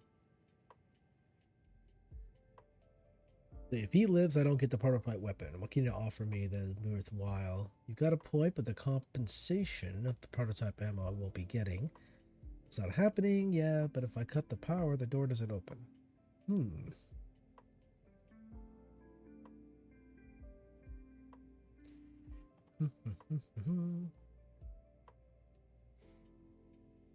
Yeah, let's do the first one. If he lives, I don't get the prototype ammo.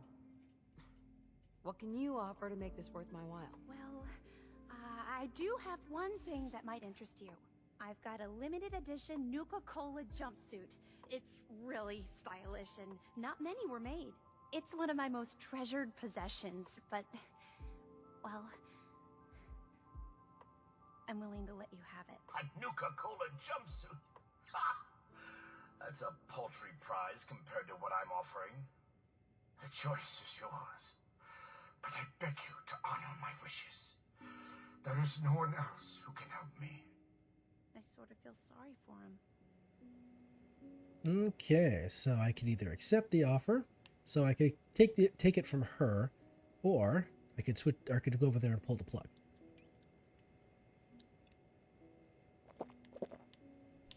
I wish there was a quick way for me to save, but oh, look at all that. Ice cold, look at that. Ice cold everything. Oh, I wonder if I could build this at the settlement.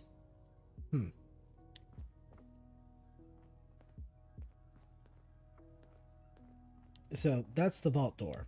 Cut the power, that door opens. Frozen head. How could I drink Nuka-Cola? Very, very single-minded girlfriend. Yeah, very single-minded, absolutely.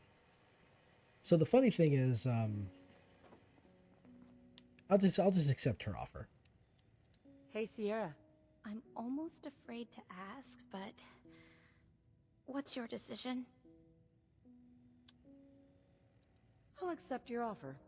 I won't shut the power off. Thank you! You're doing the right thing! After all, this is a great man we're talking about. Now, if you'll excuse me, I have a living legend to talk to. Good luck running Nuka World! There we go, Cappy in a haystack. I'm kind of curious, what is the healing factors on these things? So, that's 1 health per second for 5 minutes. That's 0.55 health. Half of health is... That's 8.5 for 5 minutes. Ooh, that's pretty strong.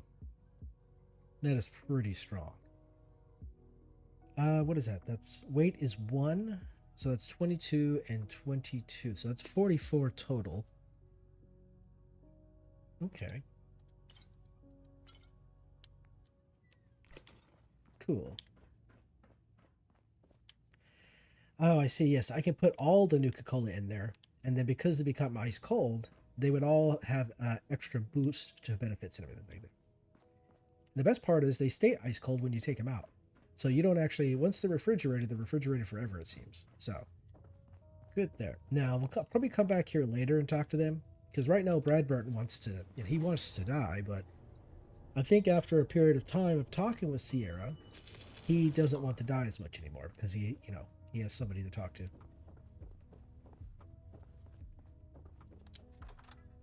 So I'm kind of wondering what's keeping him alive. I mean,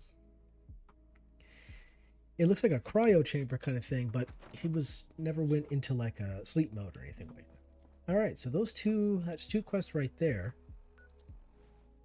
So you know what? Let's go see what the hubologists want. The hubologists, they're gonna want some help. Fusion cores. How many fusion cores do they need? Is it 2? 4? I don't remember how many fusion cores they need. So as part of one of their quests, there's this alien spaceship, but it's not actually an alien spaceship. It's one of those things that spins really quickly. And you need some fusion cores to run it. But I don't remember the exact number. I want to say 4. But I could be very wrong. So what we're looking for is Cleansed. Cleansed is the one guy that was out here that apparently is indestructible. He fought red scorpions. I think I once saw him fight a Deathclaw and win. So he seems pretty indestructible.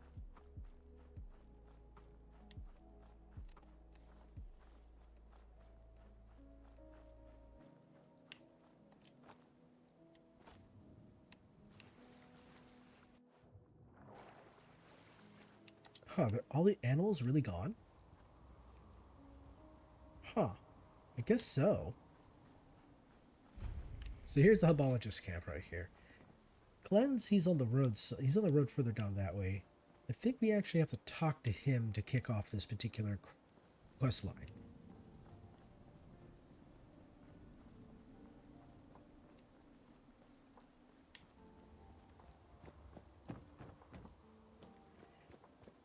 And let's see. He's usually along the road over here. Oh. We got some rats. I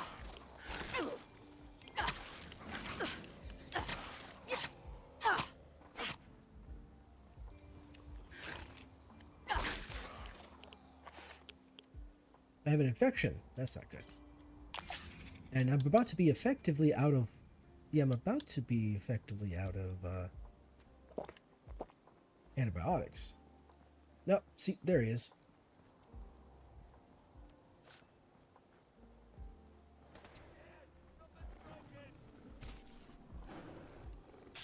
Oh. Oh yeah, no, yeah. He's indestructible. For some reason, I mean, he got treated extraordinarily terribly by this Deathclaw, but he walked away looking like nothing happened. Alright.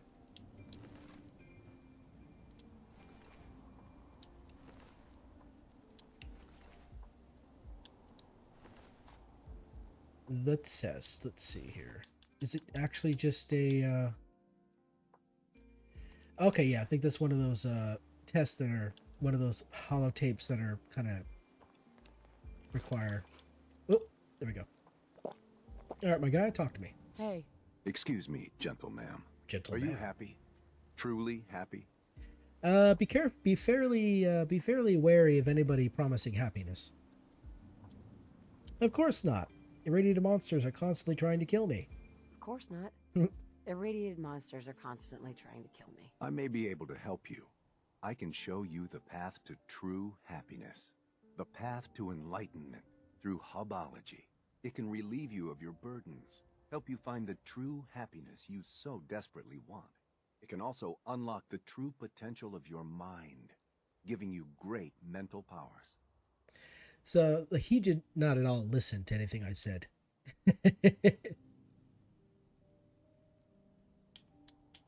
What is hubology? Hubology is the science of unlocking the full potential of the human mind. It brings true happiness and peace to those that walk its long path. Dara is much better at explaining this. She's an AHS 9. Come with me and she can answer all your questions. That sounds good. Show me the path to true happiness. If you truly meant what you say, come with me. I will introduce you to the others and you can take your first alignment. All right, so he talks This about way. these things called alignments. You have to do like multiple alignments, and by doing multiple Homology alignments, has given me inner peace and you'll actually expanded my increase your mind. intelligence. It can do the same for you. Now, I think the first alignment is, I want to say it's free, but every Phil does the alignments that rid your body of polluting neurodynes. After we talk to Dara, you should go see him. but every successive alignment, I believe, costs more and more caps. Dara asked me to bring any mercenary types to her first. You definitely look like you know how to handle yourself. Well, you just saw me kill this ginormous irradiated lizard person, right? There are 6 of us right now, but I'm trying to recruit more members like yourself. There are not a whole lot of people out here, just a bunch of irradiated creatures trying to eat your I face. tried talking to the raiders in the Nuka World Park, but they were not receptive to the potential benefits of hubology. And I bet the farmers over here at the settlement over yonder probably weren't either, huh? Dara says we need more people for the next step of her plan. Everybody seems to have a plan, right? Doesn't matter how horrifying it is. I probably shouldn't have said that. Just forget what I said. I don't know. I don't think I can. Like the Joker says, everybody has a plan. No matter how horrifying it is, it's still part of the plan. Let's do this. Yep, you can just deal with the critters. I'll just stand over here like a helpless person who cannot handle themselves. Really?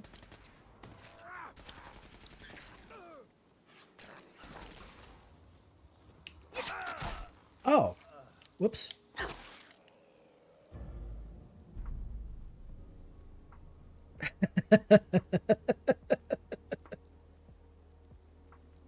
Whoops. Does that mean return to Maddox? Uh-oh. Let's see, who's Maddox? Oh, now they're hostile to me.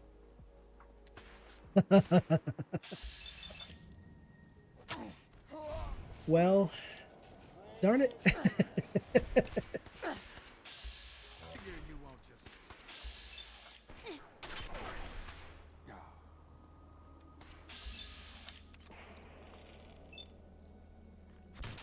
It didn't really meant for that to happen, but it did.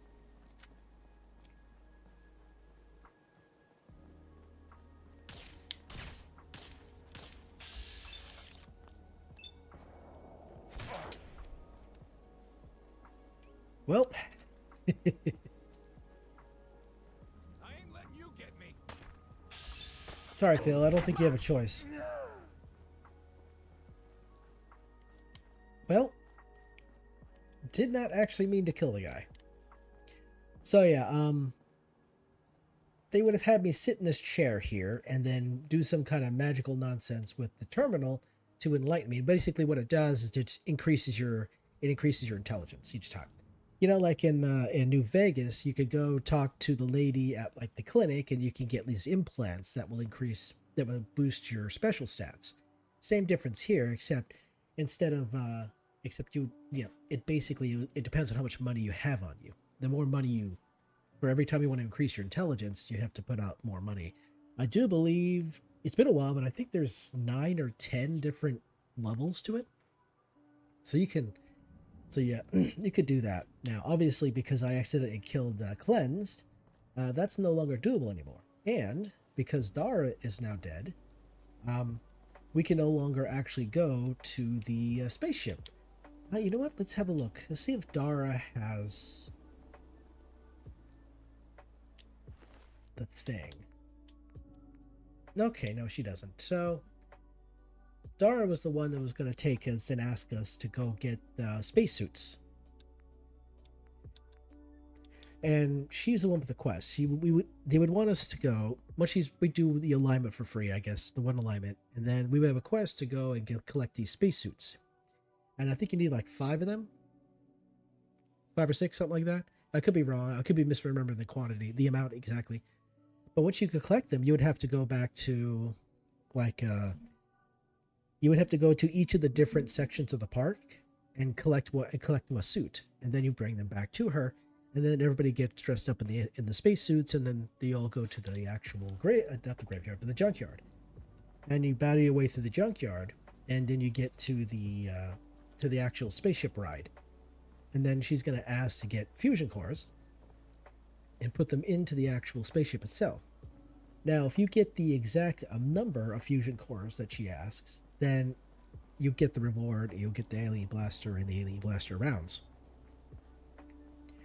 But if you get more fusion cores than she asks, when you actually turn on the actual ride to spin around, it will spin so quickly that it will kill everybody. So that was kind of like one way you could have completed the quest. So I'm going to go to the spaceship ride in the junkyard. I didn't clear out all the robots, so there should still be robots here to fight. And they should still be shooting explosive Nuka-Cola. And I think there's also some bugs here as well. Crickets? Yep.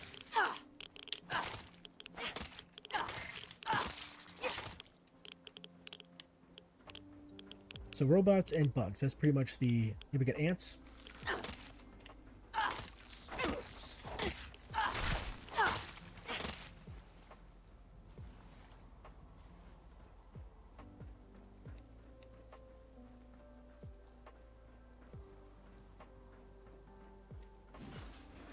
Oh, I forgot about the sentry bot.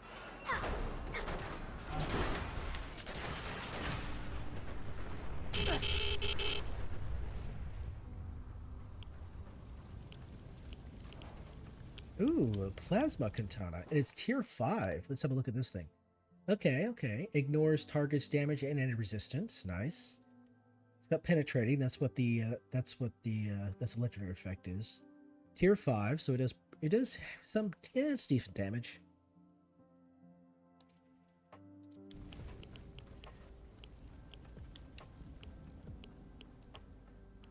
Yeah, let's see. Where is the... Oh, here we are. Yep, this is the spot right here. Now, this is, Yep, you fight your way to the steamer trunk, and so the actual... Here we are. Let's see. Okay, yeah, I think she either wanted 2 of the fusion cores or 3, but if you got the 4th one, that would provide so much power that it would actually kill them inside. But because, well, Dara's dead, the quest is no longer available. But the person... But...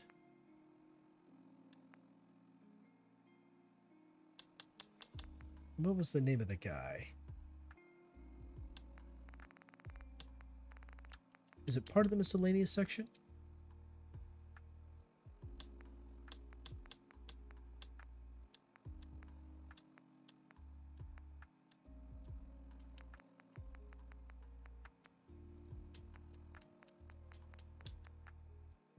Nope, not there. Let's see.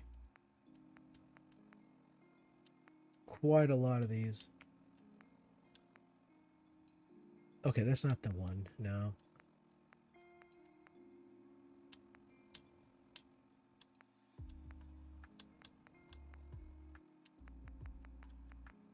Not report to Desdemona. Let's see here. Huh. I'm not finding the name. Where's the person?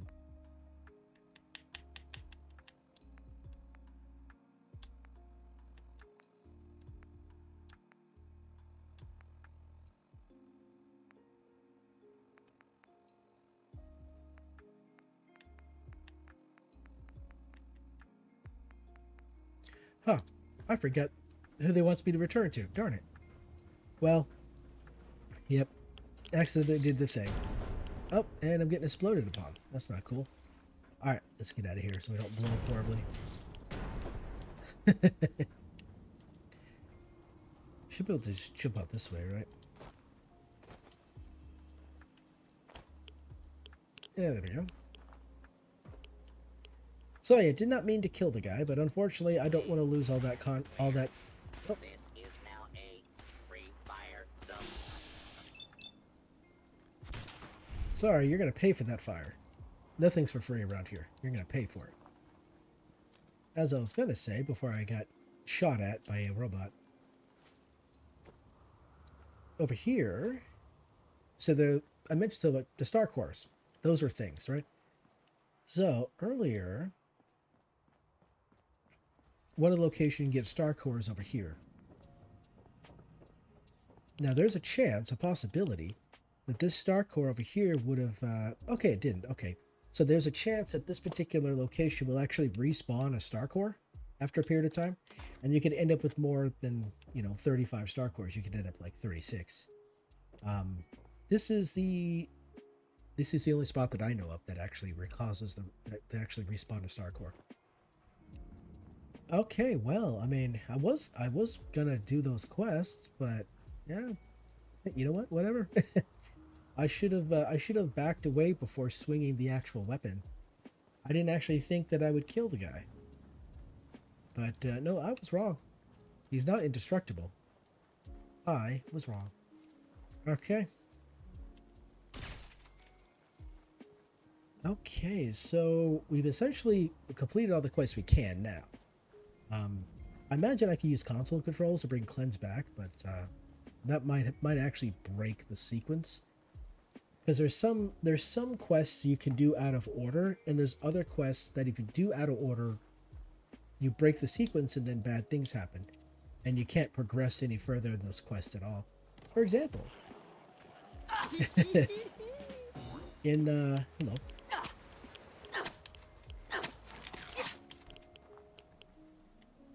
There we go. So in what's that place called? So at ArcJet Systems. So the way the game wants you to do it is you go to Cambridge. Oh, hello. Oh, got a marksman's rifle.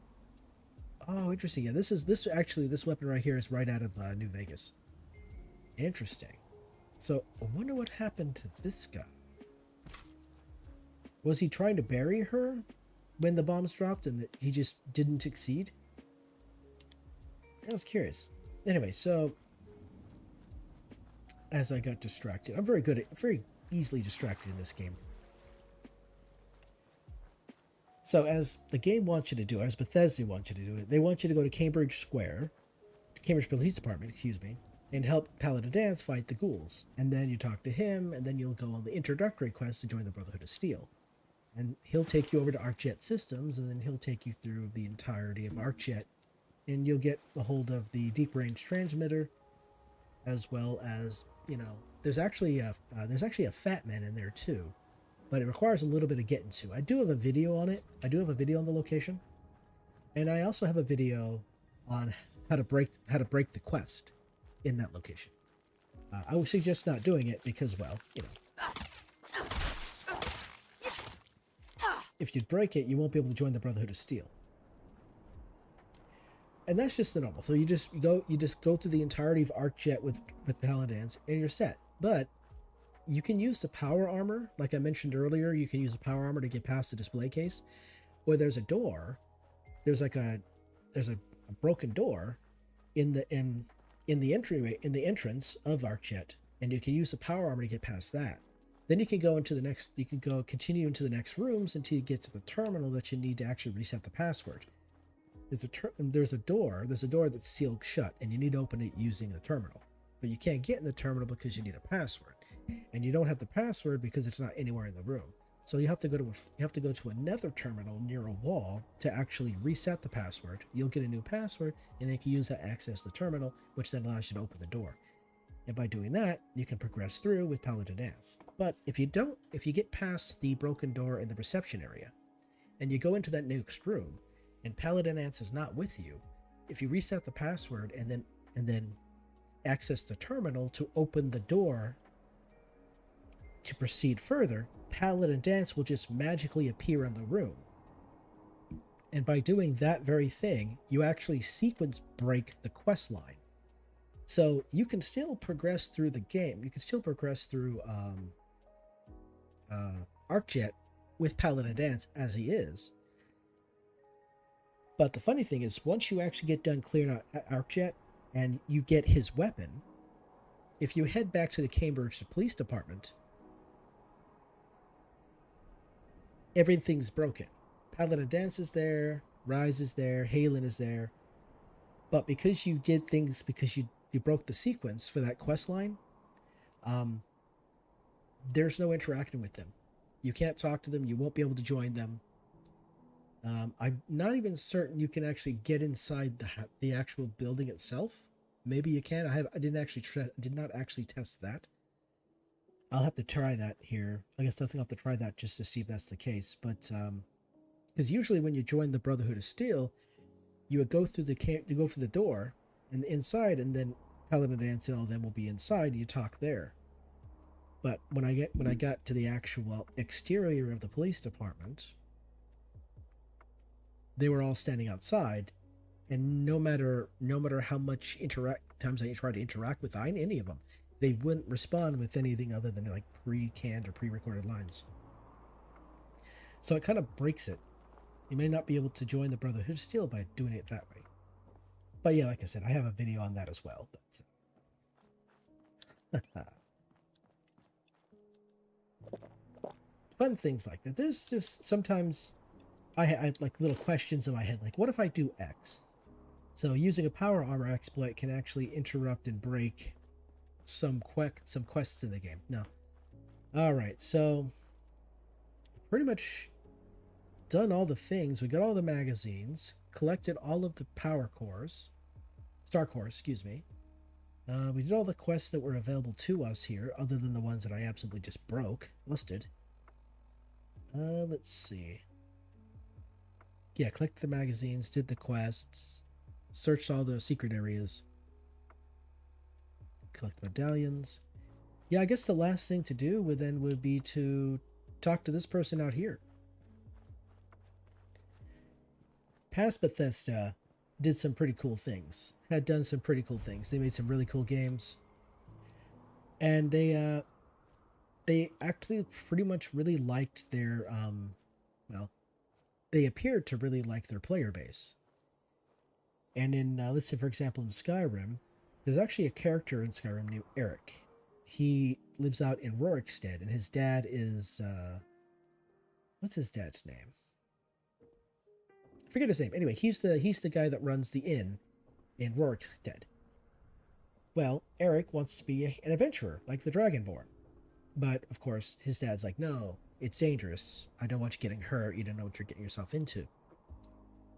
Well, if you actually convince his dad to let him be an adventurer, you can actually do that by giving him money. Eric will become Eric the Slayer, when Eric the Slayer is a companion. Apparently he's a pretty tough one, too. Supposedly, I haven't really interacted with Eric the Slayer much, but supposedly, he's really strong. He ends up becoming really strong. He kind of levels with the Dragonborn through the entire game. So he doesn't really have like a cap. Supposedly he doesn't have a cap. I'll have to look into that. I watched a video on it. I thought it was kind of neat. And Eric the Slayer. Eric is actually the name of an Elder Scrolls fan that passed away. He was a fan of Oblivion. And he died, I don't remember exactly what he died of.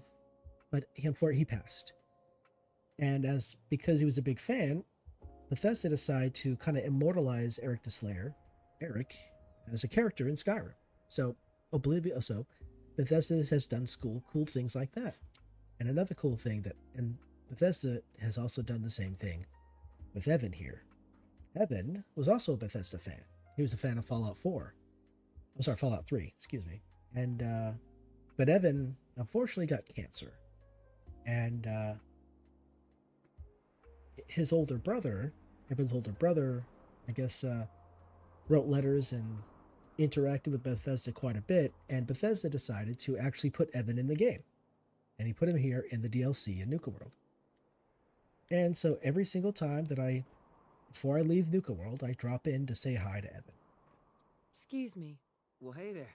What brings you all the way out here? Making a new friend, I hope. Absolutely. The name's Evan. I've been out here for years now. I guess you could say that I like the peace and quiet. And the view. Well, look for yourself. It's something else. Since you took the trouble to find me, least I can do is return the favor. Need any supplies? Sure. That'd be great. Glad to help. Let me see what I've got. Here you go. I found this on the outskirts of Nuka World a while back. It isn't doing me any good. And you get a recipe from him. Nuka Love recipe. Well, it's been nice having a visitor. Feel free to stay for a while, and help yourself to anything else I have laying around the place. Don't mind me. I'm just gonna hang out around here and enjoy the view. Awesome. I think want to say the first time I discovered this guy might have been maybe my second playthrough of Fallout 4.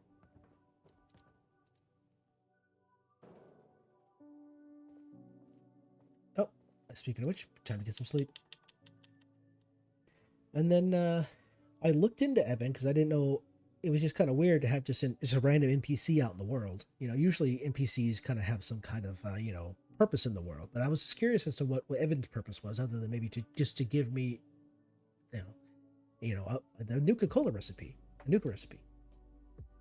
And that's when I learned about how he was a fan of Fallout 3, how he got cancer, he passed away, and his older brother kind of, I guess you could say, lobbied Bethesda and got Evan to be put in the game. And, Bethesda's not the only one that's done that. For example, World of Warcraft, what was his name? There was a content creator. He spent years making content for World of Warcraft. And he passed away. He died. He decided to leave the world under his own terms, I suppose. Mental health and whatnot. And Bethesda decided to put this content creator in the game. Let's see here. I wish I could remember his name. Darn it, I don't remember his name. It's been years since I heard the name, so I'm not remembering it. Let's see here. There's been other content creators in the past who've also been put into different games. Total Biscuit, or John Total Biscuit Bain. He achieved a certain level of success when it came to League of Legends, and so Riot decided to put the Total Biscuit in the League of Legends. And now you can. I believe it recovers your health and your mana. Let's see. There's a few other ones too. There's a few other instances of content creators being placed into games as well. So good stuff. I guess that could be like a measure of success, that if you're either promote a game or you do so well in a game, or you become so important in a game that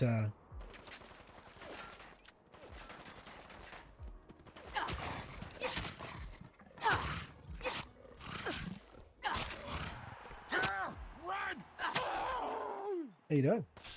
Oh, no.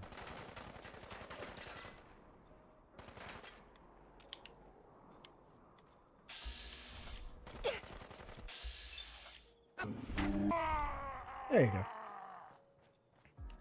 So yeah, if you become successful enough, or famous enough, or something like that, or enough of a big enough influence, someone might put you in the game.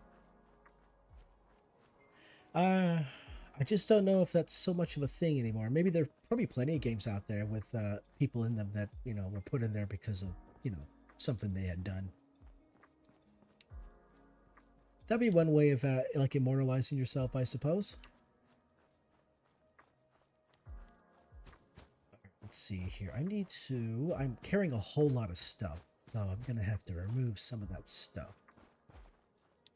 Okay, I got one bit of antibiotics left.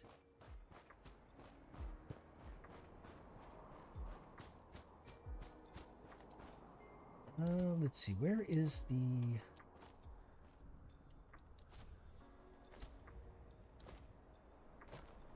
Oh, it's further away. Okay, never mind. I was gonna go to the one place, but it looks like I'm a bit too far away. So over here, right here is a Nuka World Red Rocket. I believe that is the only settlement in this entire area. And you can go there and set up a bed, plant crops, kind of thing like that. I don't know if you can, I haven't really gone out of my way to try to recruit anybody to be there, but I imagine it's possible if it's a settlement. So that's all the good stuff that right there. Okay. Well, now we paid Evan a visit, and we've freed the raid. We've taken out the raiders, freed the traders, did all the quests. I guess it'd be time to say goodbye to Nuka World. Return to the Commonwealth. Yeah, I'll probably end up coming back here. Just I'll probably, if I remember, I'll write down a list like, hey, look for all the recipes. I don't remember how many Nuka recipes there are. Let's see here.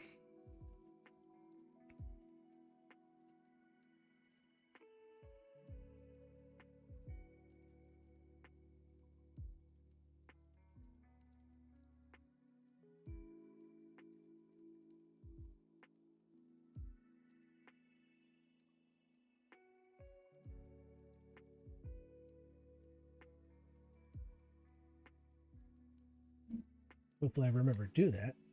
Let's see, how many there actually are. How many there actually are? I'm going to do that real quick. Just look up the Nuka recipes. It should be fine.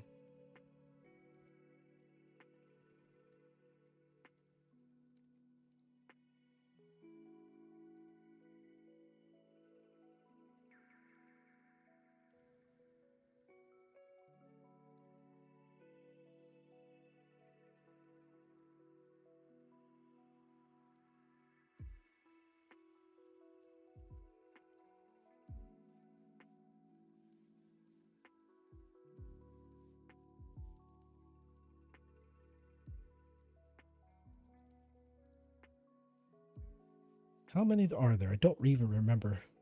Okay, there are 15 Nuka recipes. Okay. All right. There's Nuka Berry, Nuka Bomb Drop, Nuka Side, Nuka Cooler, Nuka Fruity, Nuka Hearty, Nuka Elixir, Nuka Love, Nuka Power. Let's see what I actually have here. Because there's a couple of them.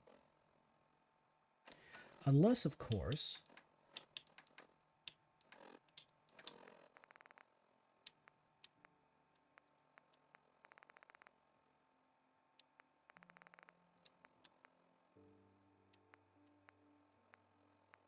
Notes. Ah, here we are.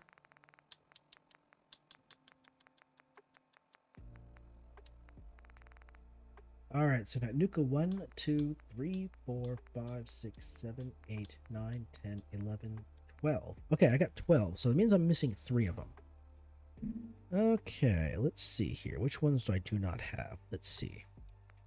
So I got Nuka Berry, Nuka Bomb Drop, Nuka Side. Okay, I don't have Nuka Cooler.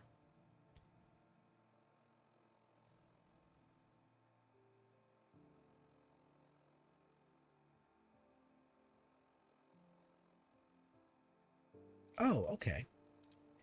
All right. So I think I see the 2 that I don't got. I don't got the one in the Yep, Star Zone Market. There's one in the market. Supposedly there's one in the market, and there's also one at the Hubologist camp. That's what I don't have. Hello, what are we doing here? Let's turn this off real quick. Oh, this direction. I almost went out the wrong way. The Hubologist camp. Yeah, I probably should have stuck around and did a better search of the Hubologist camp before walking away. I guess I was just so distracted by the fact that I took out Cleanse on accident that didn't even think about it.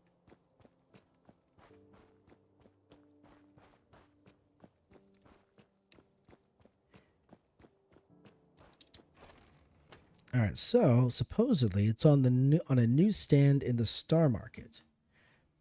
On the newsstand in the Star Market. Kind of like it's easy to kind of miss the Star Core, especially in the broad daylight, because when the sun is shining on the Star Core, it loses it kind of the red glow, the red orange glow that it has, kind of gets washed out by the sun, so it's kind of hard to see. And when I first realized where it was, I think I looked it up too. I was all befuddled. I'm like, oh no, not again. How are you feeling? I can take care of any sickness or injuries you might have. I'm sure you can. Newsstand.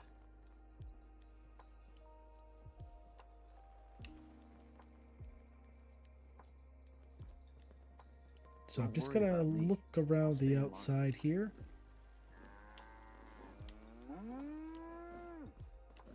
Ammo here. You don't want to be caught without it. General Goods here. Come on over and pick up what you need. General Goods? What about General Bats?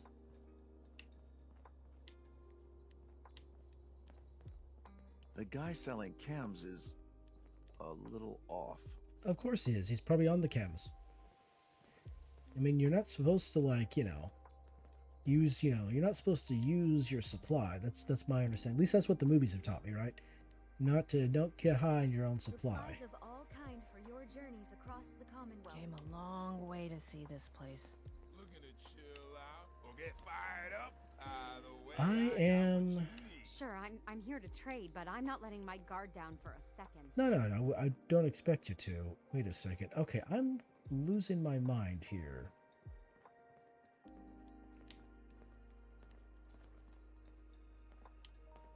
Where is the news box? Need supplies? Got a little of There's a box there's like a newspaper box somewhere. Where is it at? I probably walked right past it and missed it entirely. Weapons of all kinds, yours for a fair price. Yo, dog, what's up?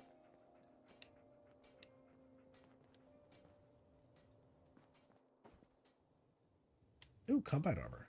General Nice. supplies here. Come and stock up.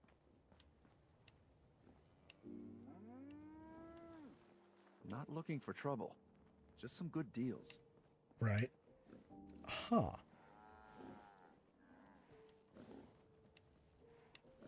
Oh, wait, is it actually inside or is it outside? I imagine it would be inside here. Let's have a look here. Every other kind of weapon you need. On a newsstand in the Star Market. Just here to pick up some supplies, boss. Stems, cams, and other sweet treats. Get them while they Need last. supplies? Oh, Maddox. That was the guy's name. Now that the Raiders are gone. That was his name. Okay, you're not... Are you Maddox? Yes, you are. What's up, Maddox? The boss comes calling. What's your pleasure today? What have you got? The medicine you need to set yourself free. I've got chems of all kinds for you, boss. Just tell me what you need. I've got a few minutes to browse. You got it, boss. Alright, so he was supposed to have a special variety of stuff.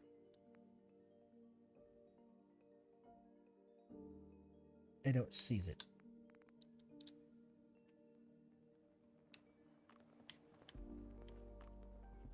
Huh. I am thoroughly blind. I am not seeing what I'm looking for here. Okay.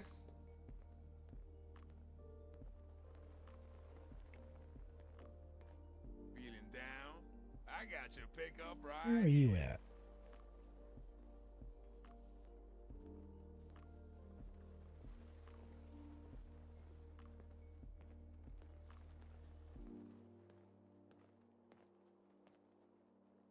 Oh, I'm in the very wrong spot. Take control of your mind. I'm in the very wrong spot. Fly Okay. without wings. I got chems for every need. Okay. I got this location entirely wrong. It's not here. Okay. Apparently, according to this, I read Galactic Zone. I read Star Market, but I didn't read Galactic Zone Star Market. So it's in the Galactic Zone, and then the Hubologist camp. Oh, I'm so silly. I'm like, I am very wrong. Why am I so wrong? It's because I didn't read it properly. Yeah, I kind of wonder how many problems could have been avoided if I just taken the moment to read what was in front of me instead of just trying to find the bits of pieces, like try to find the keywords. Maybe if I read the whole thing, it'd make me look less dumb.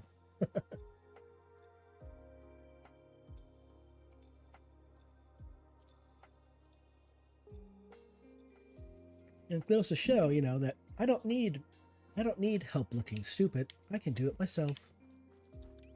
All right, let's try this again. With a little bit of less dumbness. How about that?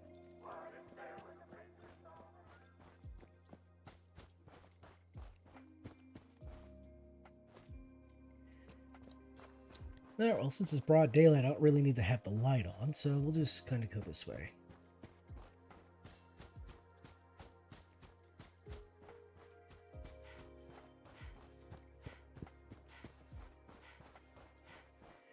Let's see. I'm fairly certain I haven't. There's a mod that you can install that will reactivate achievements for Fallout 4. If you install a bunch of mods, usually achievements are disabled, and it will actually tell you that. They will actually tell you that right up front, that achievements are disabled because there are mods. All right, let's see here. It is. Here it is. Yes. Nuka Fruity. Nuka Fruity recipe. Okay, that's one right there. That means I should have a lot. Here we go. Okay. 1, 2, 3, 4, 5, 6, 7, 8, 9, 10, 11, 12, 13. So I need 14 and 15. Alright, I just need 2 more. So there's one Hubologist camp. Now let me have a look at the list here again to make sure.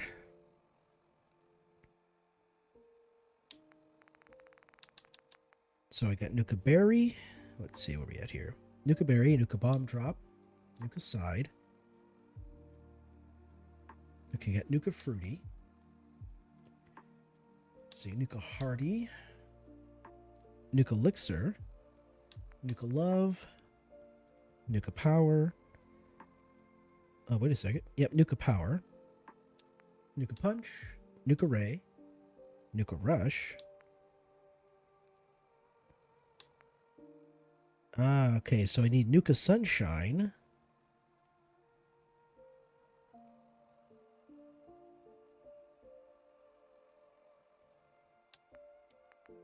Wait, Nuka Sun. Oh, no, I read that wrong. Yep, Nuka Sun. Okay, got Nuka Rush and Nuka Sunrise. I thought it said Sunshine. I was wrong. Sunrise.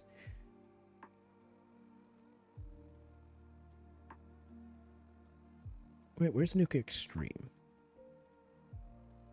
Okay, there's Nuka Extreme. So I need Nuka Void and I need...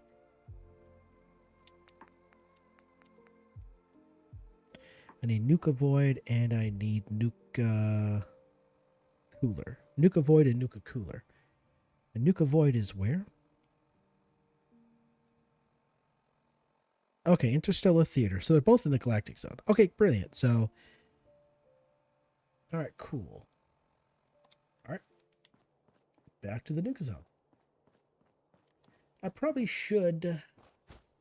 I don't know what it is. For some reason, I have a bit of a problem. So I tried to actually...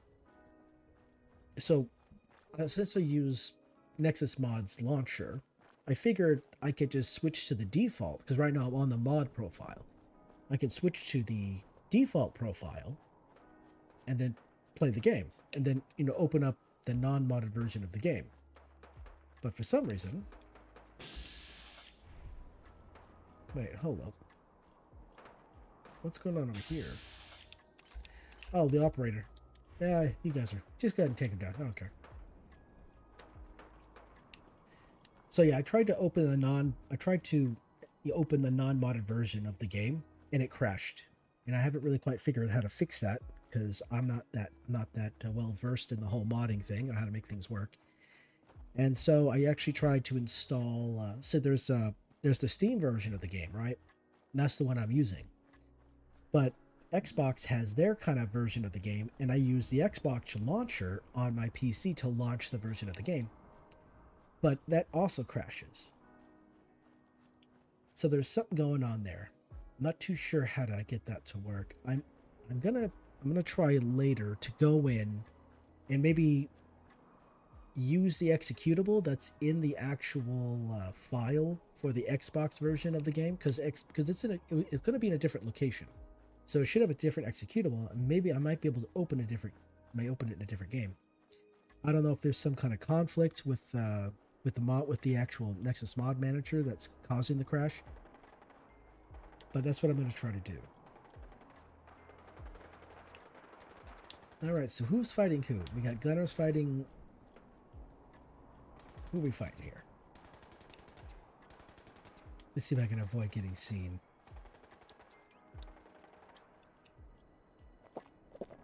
Starting to run out of water and food. Sure, I still have, a bit left, but still.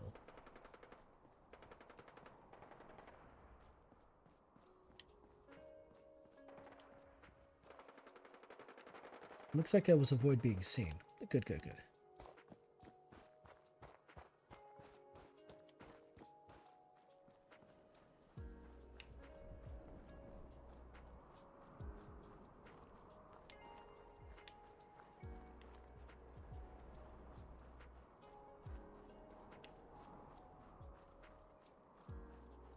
So the first one is supposedly next to Star Control. So there's Star Control, which is at the center of the actual galactic zone itself.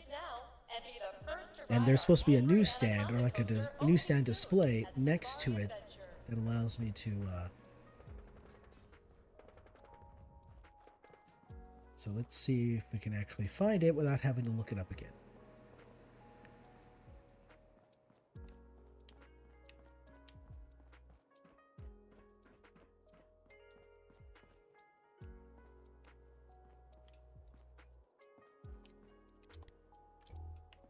So, is it, where would it be?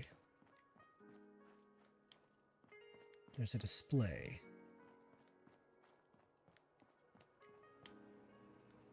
Oh, here it is. Bingo. Nuka Cooler, right there. All right, the next one is Nuka Void. Starlight Interstellar Theater. Okay. Starlight Interstellar Theater. So the galactic zone, so the battle zone's over there.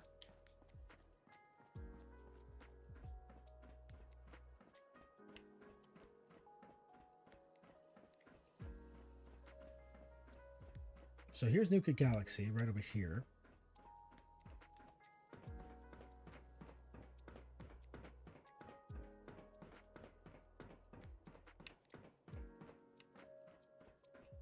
And so here's Voltec Among the Stars. That's over there. The Interstellar Theater is down there. Of course. Okay. That makes sense. Sometimes I have hard time recognizing the spatial nonsense of the game. Sometimes our spatial reasoning is like, nope, I'm just going to turn off. You're going to be on your own. Oh, you know what? Where is the container's over here, isn't it? The trunk is over here somewhere, isn't it? We're happy to announce that the here it first is. 10 guests to arrive at the Berry the Bear show will receive a plush berry to take home. All right, so we head this way to the theater.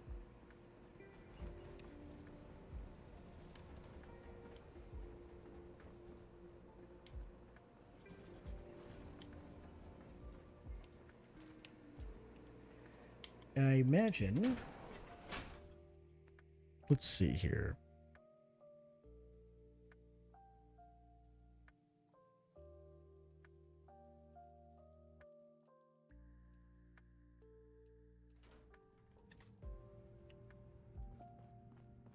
I'm fairly certain I'm silly and I missed it entirely.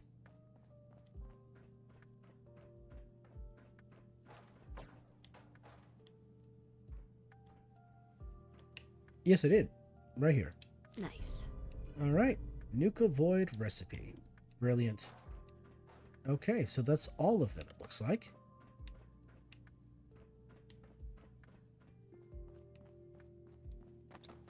There are 15 recipes, and let's see.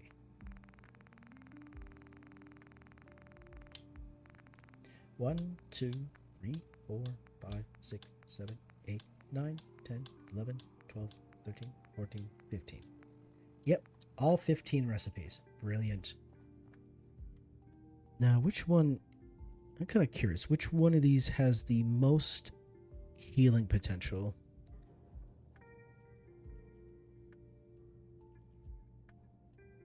Oh, I guess we can figure that out here. Need to find a mixing machine. Should be one around here somewhere. There probably was one inside there and I just missed it. I'm really good at that.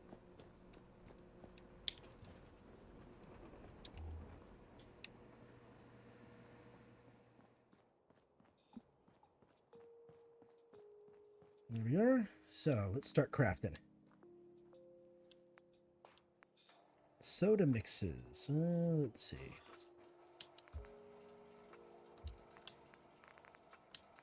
So that's the normals. Alright, here we go. What is the healing on this thing? It doesn't really say. Okay, there we go. Okay, I can't read for some reason. There we go. So. Oh, Nuka Cooler. Look at that. 3,600. That is quite amazing. Okay, let's see. It does 20 max. It does plus 20 to max HP. Max AP, excuse me. 1,049.76 AP for 6 minutes. And 50 max HP. It gives 3,600 health.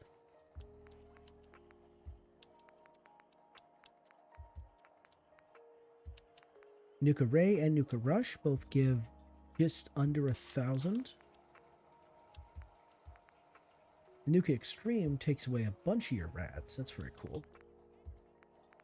Okay. So Nuka Cooler is the best one. So the question I got is, how much health do I have? Is it even worth it? That's the question, right? I have 1,500 health. Okay. 1,500 health. Well, I have all the recipes now, so if I want to craft it, I can. Brilliant. Alright, collect all the magazines. Collect all the magazines, collect all the medallions, collect all the recipes, and did pretty much all the quests. Took out the raiders and freed the slaves. So, technically, I guess that would make me a hero. And now, it's just... Oh, and we visited Evan. With Evan visited and everything collected, I can actually build a Nuka elixir, a Nuka mixing machine in the settlements. So we don't have to actually come back here to do that if we don't want to. You know what? Let's go drop into Sierra Petrovita one more time before we leave. I brought quite a few fusion cores with me, so I should have plenty of ability to leave. Alright.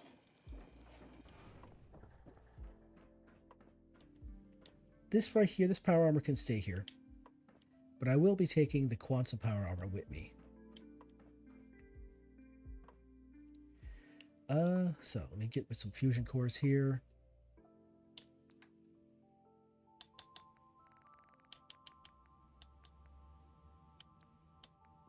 Ooh, that's quite a lot. What is that? That's 4 pounds each.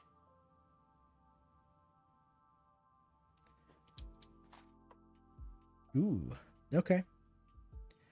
I don't think I need that many fusion cores, do I?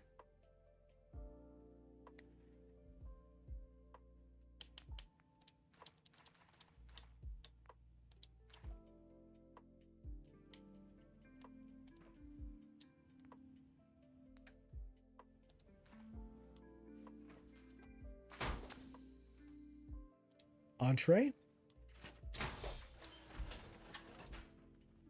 Oh, stretch. All right.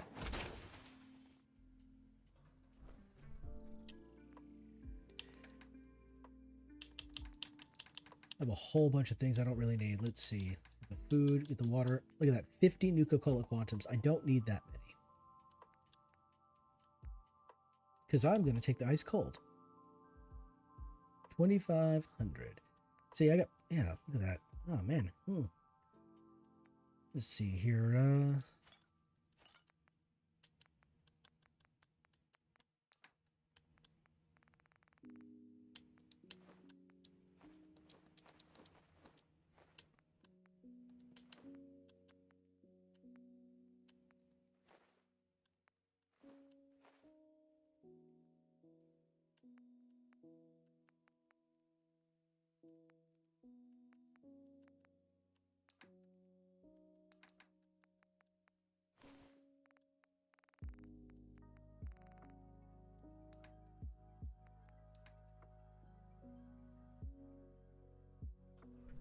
Let's see here. Oh, wait, that's right.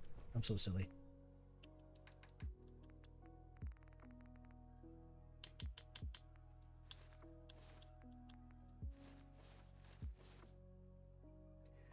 Slightly too much.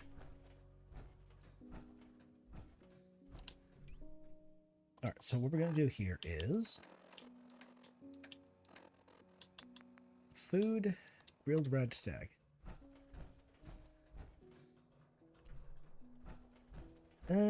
You know, I'm taking the fusion cores with me. Yeah. I'm going to stop in to see how Sierra Petrodubit is doing. I'm fairly certain she will have changed his mind to where he doesn't want to die, where Brad Burton doesn't want to die. And then we'll head off to the actual monorail and head back to the Commonwealth. There's still a bunch of stuff to do in the Commonwealth. There really is. Unfortunately, it just seems like some of the quests I tried to do earlier in previous streams, the quests don't want to be completed properly. Or maybe I just didn't do them in a proper order and they're kind of busted because the items I was looking for just didn't... Some of the items I was looking for did not spawn. So I'm kind of wondering if there is some kind of conflict with the game or maybe a conflict with other mods that has broken things. And so I'm sitting there wondering if it's best if I were to update the entire mod collection to the newest version, to the most recent version of the mod collection, so that things would function better and work properly. And then, you know, go through the whole process and go through the whole system again. I don't know.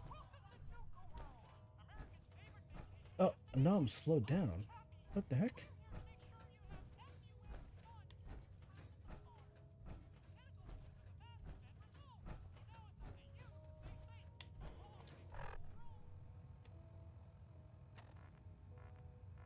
Am I seriously just over encumbered? Is that the deal?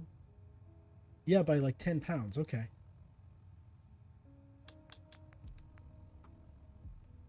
Alright, how about we do this then? We'll,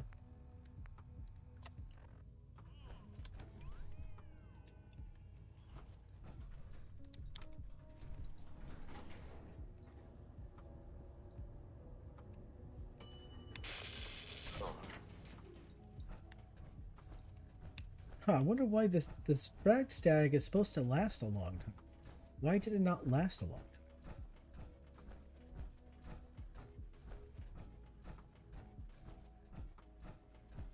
Sierra. Oh, interesting.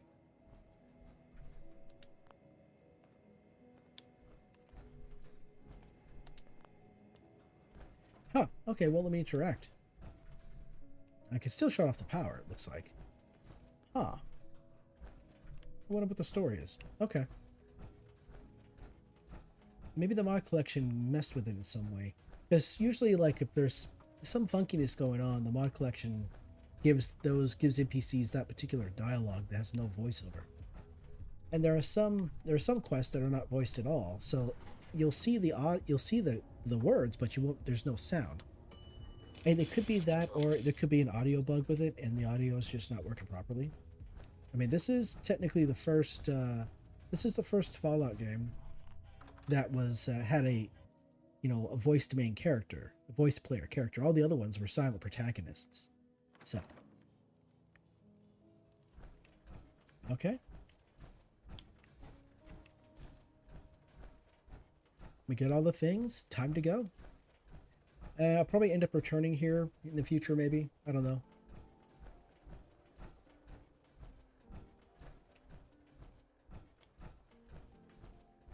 It kind of feels like I'm at the end of the game. Kind of what it feels like. It's like, okay, I did all the things. Now I'm sitting there wondering, like, how do I continue?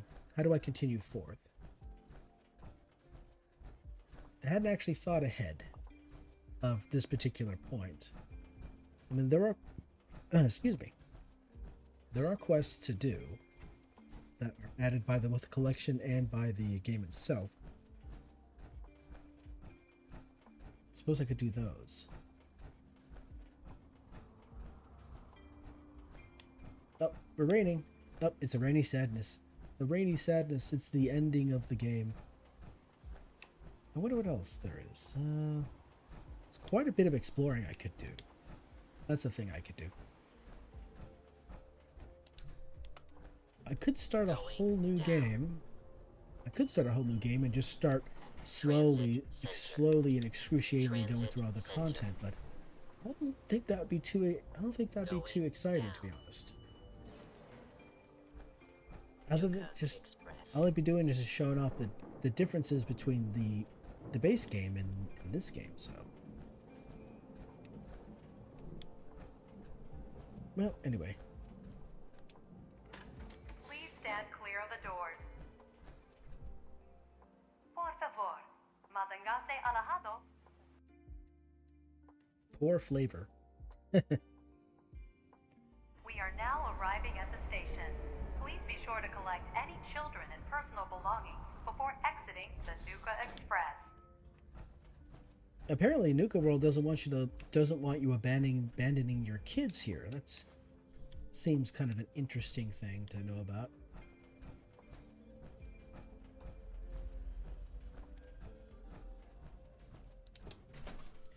All right.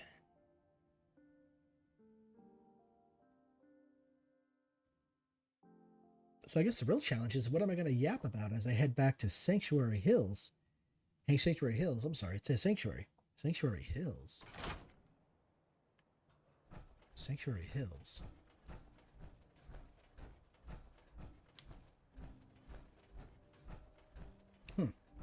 Like, where did I get Sanctuary Hills from? Alright, here we are, back in the Commonwealth. So there was an interesting thing. A million years ago, when I first started, testing out this collection, there was a mod that I added to the collection. Or it was separate from the collection, I should say. It was a mod that was separate from the collection, but I included it in the load order. And it made the Commonwealth very green. Very attractive and green. It was called like another green mod with LOD.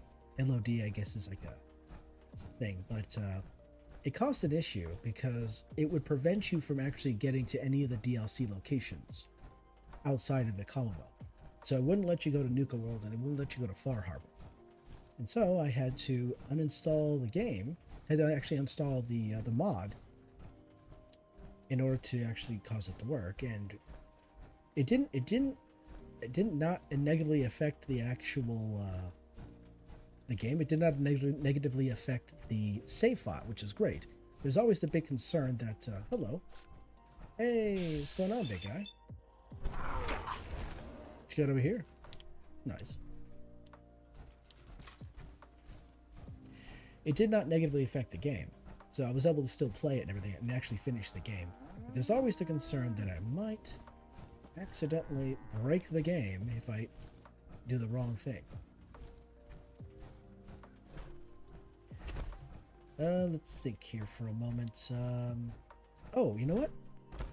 I can quickly swing over to... So when I was in Far Harbor, last I was in Far Harbor, there was a super mutant behemoth there named Groon. The Groon was locked behind a door. I couldn't get that door open because I had to open the door using a terminal, and I just didn't have the perk points in place to make that happen. So what I'll do is I'll swing over to Far Harbor, swing over to the Bim Pop factory, and take out Groon. And there are two, fun fact, there are two super mutant behemoths in Fallout 4 that have a name. One is Swan, and the other one is Groon. Swan is famous because everybody at some point ends up going through Boston Commons and encountering Swan in Swan's Pond. And to see people freak out when they see this super behemoth pop out of the water with instead of a fire hydrant as a club, it uses an actual anchor, like a ship anchor, as a club. So that's pretty fun.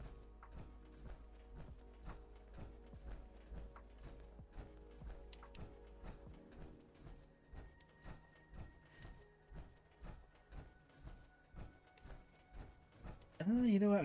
I am kind of feeling the idea of starting a new game and then just exploring, doing the exploring aspect of it.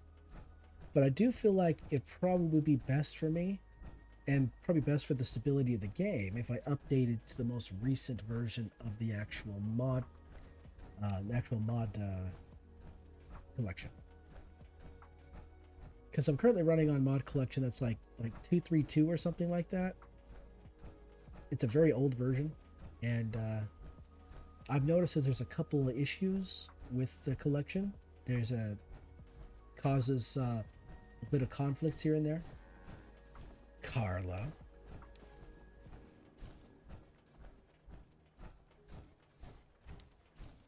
And potentially next playthrough, I won't even I'll try to avoid I won't side with the Minutemen. I'll probably side with the Railroad, or the probably side with the Railroad or the Brotherhood, one of the two. Because, you know, with the Brotherhood, it's very easy to get around the Commonwealth with the Brotherhood. They have the best, they have all the fun stuff, right? It's not as much fun. Siding with the Institute doesn't really provide as much benefit as you would think. Sure, you can kind of fast travel from any location in the Commonwealth to the Institute, but you can't teleport outside of the Institute except for the ruins directly above the Institute. And if I do the Brotherhood ending, if I do the ending with the Brotherhood, you'll actually get to see, was it 2? 3. I think it's 3 more behemoths. But you get the opportunity to shoot the 2 behemoths for the Brotherhood of Steel when you're following Liberty Prime around. He'll come across 2 behemoths. I remember there being 2 behemoths in one counter, and Liberty Prime killed them both, which was fun. But you'll get opportunity to take shots at the behemoths, so you'll kind of be able to benefit from the actual. You can be able to get some experience and whatnot from it. Okay, here we go.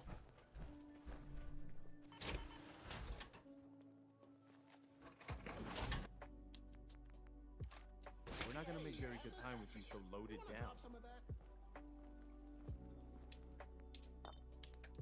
All right, so let's put the final judgment away. Well, no, I'll keep a hold of that. What I need to put away is these things. So I'm going to store these here. Wait a second. Did I just accidentally?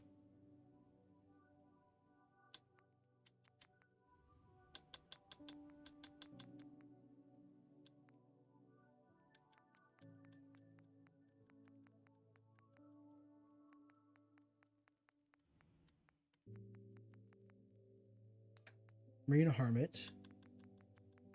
Left, see, both legs, chest piece, both arms, the helmet. Okay, I thought maybe the cabin glasses. I don't need those either. Okay, I'll keep those. That's fine. These, I don't really need these no more. So what I'll do is instead, I'll put all these away, and I will use these instead.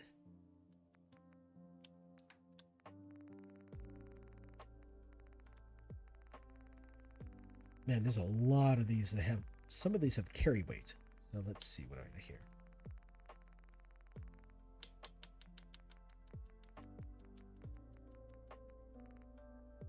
Yeah, these board games have a lot of carry weight. So, well, they got 1 carry weight each, but you know. Campbell's head. Campbell's head. Okay, I got to figure out who that goes to. Storage device. Don't need those. Or that. These I don't really need. Don't really need that no more.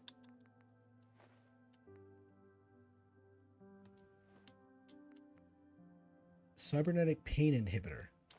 No, it's okay.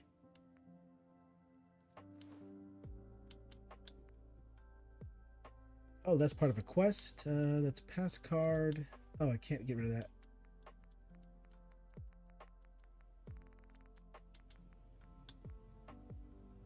Bobby pin boxes? Interesting, okay. Oopsie. Too many of these. I'll take that with me, and that's about it. That looks good right there. All right, sweet. Wow. Oh, wait a second here.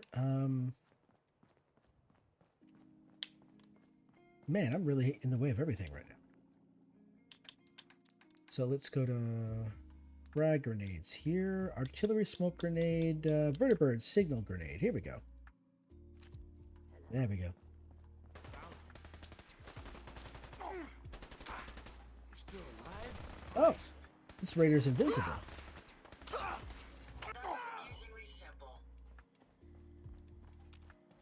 Oh, that worked.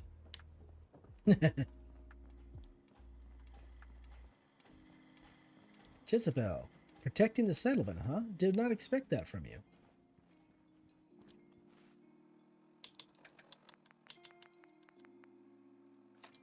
There we go.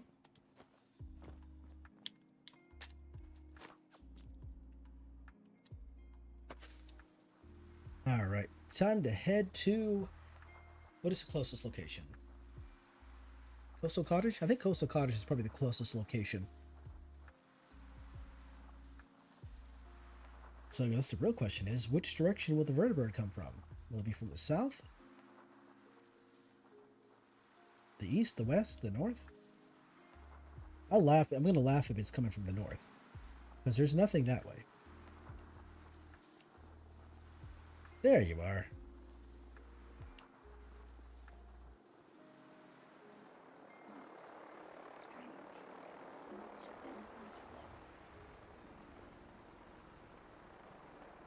Oh, come on now. Ah, damn. Okay. Like, for real? You don't need to fight.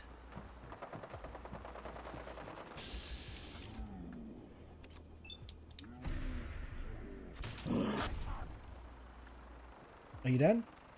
Can I please have my ride?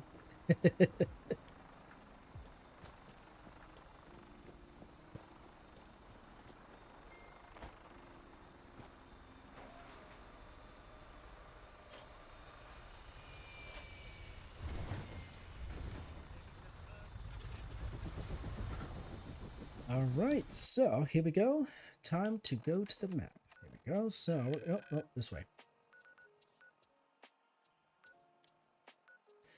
Oh wait, can I actually get out? Can I actually get to the Nakano residence? Is that a possibility? Arrival time will be 4:25 a.m. from the looks of it. Glad to have you aboard, ma'am. Oh wait, 4:25. Weapons hot and ready to bring the pain, ma'am. Absolutely. Wait, okay, yeah, no, yeah, it'll be in the AM. That's right. Okay. Whoa, that's a heck of a road. You get a heck of a turn you did there. So, so a little deep lore for those out there. There was a period of time I was in the National Guard for a year. I had left the military. I left active duty Navy, and then I wanted to get back. I wanted to work on aircraft again, because that's what I did when I was in the Navy. I worked on aircraft. I worked on aircraft carriers, and I decided that I saw an advertisement that the National Guard needed or wanted people to work on aircraft and helicopters. And so I went and signed up. I went to a recruiter and I said, "Hey, I saw this thing about working on aircraft. I'm interested in this." They're like, "Cool."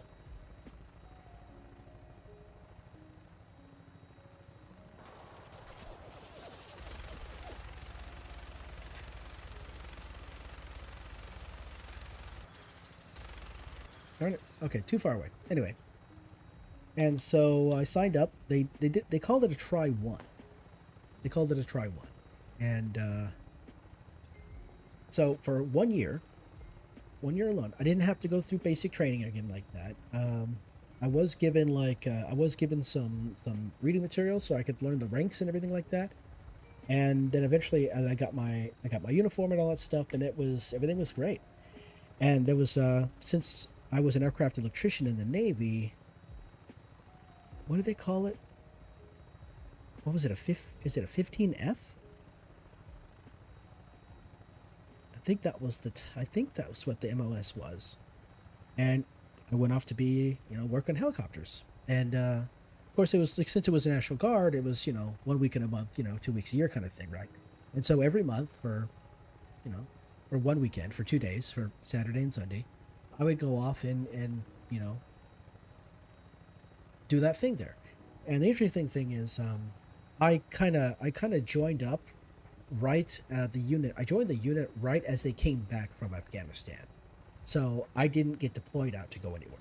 So I was there for a year, and before I left, they were getting ready to go to Egypt, and because it was a try one, I was only authorized to be there for 1 year. I didn't really enjoy it that much. The helicopters were cool, but I didn't really enjoy it just wasn't for me. I was like, yeah, this doesn't feel right. I'm going to go to the Naval Reserve after this. So after 1 year, I went and signed up for the Naval Reserve. And then I went and worked on submarine, was it P-3 Orions?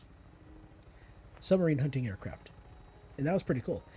And during that time, I noticed that the base that I was on, they were replacing the Prowlers with the Foxtrot version. I'm sorry, the G, the F. Oh, wait, what? Oh, don't tell me I'm stuck. Oh no, I'm stuck. Uh-oh, this ain't good. Oh, I don't know what's gonna happen now. I'm stuck. Oh, this isn't good. Okay, well, I guess we're gonna find out what happens, aren't we? Oh, damn it.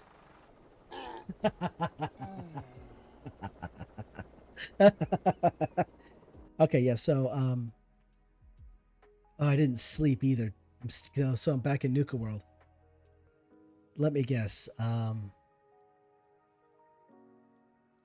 should have slept before I left Nuka World. Oh no. That means there's a huge chunk of the content I just did that is just gone. Let me guess. Evan's Place. Yep, Evan's Place. I knew it. Yep. Oh, okay. Well, as I was saying, so yeah, I was in the National Guard for a year. I worked on helicopters. That was pretty cool. And during one of the, they needed me to go up. There was a maintenance flight they did. So the aircraft got worked on, and then they needed to actually take the helicopter and fly it around as part of its maintenance flight. That usually occurs like that whenever an helicopter has some kind of maintenance done on it. It could be major maintenance. It could be something to do with rotors. It could be something to do with the engine. It could be something to do with maybe a system in the aircraft, something like that. They have to do a maintenance flight where they go up and they do the usual ground checks before the aircraft takes off. They go through the whole process there, and then they fly up, and they have to fly around for a certain period of time. I think it's like 30 minutes, something like that. That's kind of what it felt like. And so myself, the pilots, myself, and I think it was like 2 other crewmen. I probably should tell you what kind of helicopters they were, huh? They were Chinook. They were Chinook helicopters. I'm sorry about that. Yeah, so Chinook helicopters. They're kind of the big helicopters you might see on TV that are dumping buckets of like water on fires. They're the ones with the dual rotors on the top of the aircraft, on the actual top of the helicopter. They're pretty cool stuff like that. Yeah. Anyway, in the back of the Chinook, there's a ramp that kind of goes down. That you probably might have seen it before, but there's a ramp that kind of goes down, and one of the crew members of the ramp, they hook themselves. They have like a little lanyard connected to themselves, and then they hooked themselves to a ring on the inside of the aircraft, and they just sat down and swung their legs swung their legs over the edge of the ramp. So they're in the helicopter, and their legs are swinging freely in the air as we're flying over the ground. And I saw that, and I'm like, I'm a little bit unnerved just looking at that. But we were up there to check on things, and it was interesting. I hadn't flown in a helicopter before, so it was my very first experience inside of a helicopter, especially a Chinook, and it was wild. The feeling the G-forces as it moved through the air was pretty crazy. Was very I had experienced G-forces before when I landed on aircraft carriers. Was it 3 times? Yeah. So, when I got my, stories. So I finished boot camp, and then I spent 10 months in Florida going to school. Now, I wasn't in school for 10 months in Florida,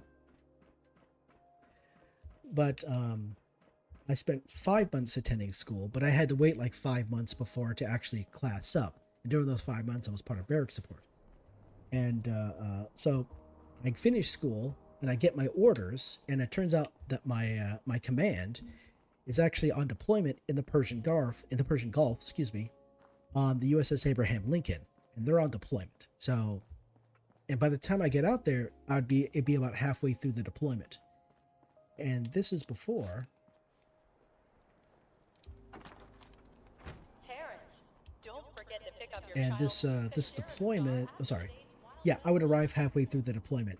And so what they did was they sent me TAD, or temporary assigned duty, down to the galley, which everybody goes on TAD. It's just a thing that everybody does.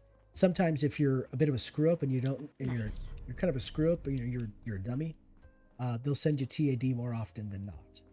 And that's just essentially is like their way of like getting you out of the way so you don't cause any problems or difficulties. There was a couple of people I knew that went TAD quite often because of it. But anyway, so they flew me.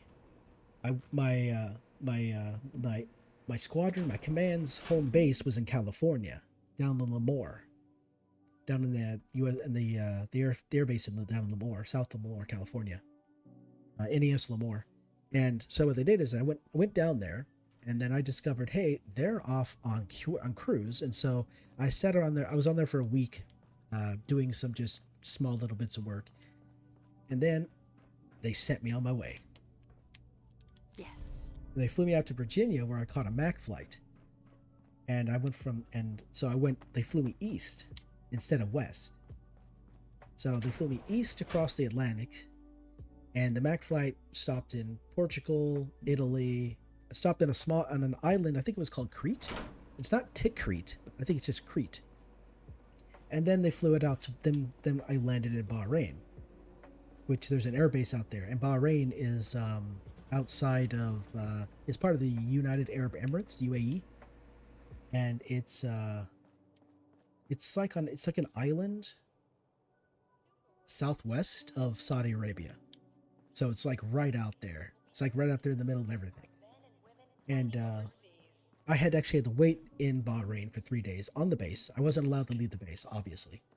I wasn't allowed to leave the base because I just, couldn't run the risk of missing movement. They call it missing movement. If you have to go somewhere and it's part of your orders and you don't show up on time, or you just don't go, like you try to hide, they call that missing movement. And that's essentially, it's like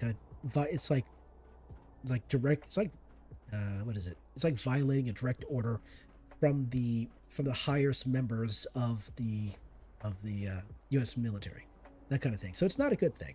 And court martials are not a good thing. So I had to wait around Bahrain for 3 days. And while I was there, I destroyed chemical, biological, and radiological suits, or CBR suits as they call them. And literally what it is like, you might see you probably get your typical camouflage outfits, right? Your typical camouflage nonsense, camos. Well, inside these, there's different layers of fabric. And one of those layers of fabric is quite literally just a layer of like charcoal or carbon, That's what it is, carbon. There's like this layer of carbon. It's not too thick, but it's on a fabric, so it makes it flexible. And that carbon is like a mixture of I think it's like a mixture of lead, carbon, and like some kind of fiber. I don't know what it is. But what it's supposed to do is reduce the amount of radiation that you receive. If you're in an area where there's radiation, it's supposed to reduce the amount of radiation received so that you can extract and leave and try to minimize the amount of the negative effect of the radiation on your person. Obviously, the suit hasn't had to be used for that purpose, and so far as I know, they haven't had to use them for chemical weapons or biological weapons or radiation weapons. But the suits were designed for that way. But these suits, apparently, they have a shelf life, and so for 3 days, I was sitting there in civilian attire on the base, destroying these suits, these camo suits, these camo outfits, coats, jackets, kind of thing like that, pants, just destroying them with scissors because apparently they have a shelf life and they're not useful anymore because of it. So that's a fun thing I did for 3 days. The reason I was there for 3 days and I didn't fly me out there immediately is because the aircraft that was supposed to take me out to the carrier, hello, yeah, this one right here. It had to have some maintenance done on it. They had to replace a part, and apparently that part was important to make the aircraft fly properly, and that's good because so if you look at the Persian Gulf on the map, it looks like a giant island. I'm sorry, giant island. Wow, it's a giant. Looks like a giant lake, but it's basically an inland sea. And after you get so far away from land, you can't see land anymore. And that's when it gets a little scary. And so I forgot the name of the aircraft that they landed us with, but the interior of the aircraft was different. The pilots faced forward, but the seats, there were I think there were 4 rows of seats, and there were 3 across, I think it was. And then aft of that, or to the rear of that, facing backwards, there was an area where they would store they would have an area where they would put a bunch of things like boxes, mail, packages, that kind of thing. And they put those into secured little areas. So basically they were they look like these giant nets you might see on a fishing boat, but they put them all in there and they secured them in place. So if they moved, they wouldn't fly, and hit us or anything like that. But those nets were all on the side. The seats were toward the center of the aircraft, and there was space on the side where all these packages and parts and whatnot would be. And usually it's things like letters, packages from home, maybe parts that they needed to send to the aircraft because to the carrier because there's an aircraft that needs a certain part. That kind of fun stuff. Let's see. All the good stuff. Oh, that's right. Fusion cores. I came here for fusion cores. So, you know what? I'll take these. I'll just take 10 of them. If I need more, I'll come back here. But I don't think I need that many. All right. And, oh, that's right. And I need this, and of course, all of these.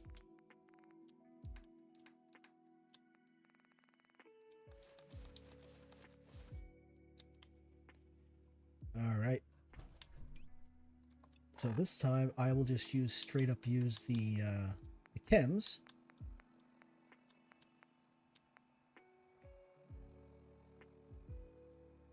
Which one's going to give me increased strength?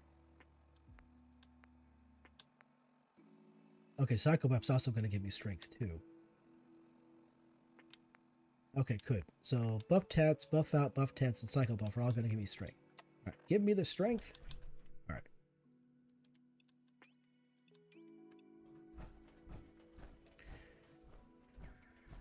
Oh, you know what?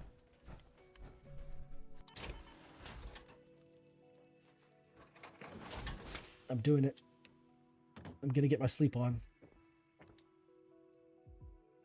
There we go. I'm saved.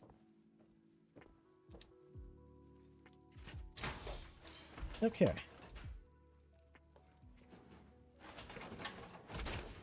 So yeah, all the seats are facing backwards on this aircraft, and I think there's like maybe 3 other people with me, or 2 other people with me, and so we're all in seats, and so bounce, bounce, bounce, and so we're heading. So the aircraft, the pilot, brings the aircraft, flies the aircraft parallel to the carrier, flies out a little bit, and then he does a really sharp bank, like a 45 degree.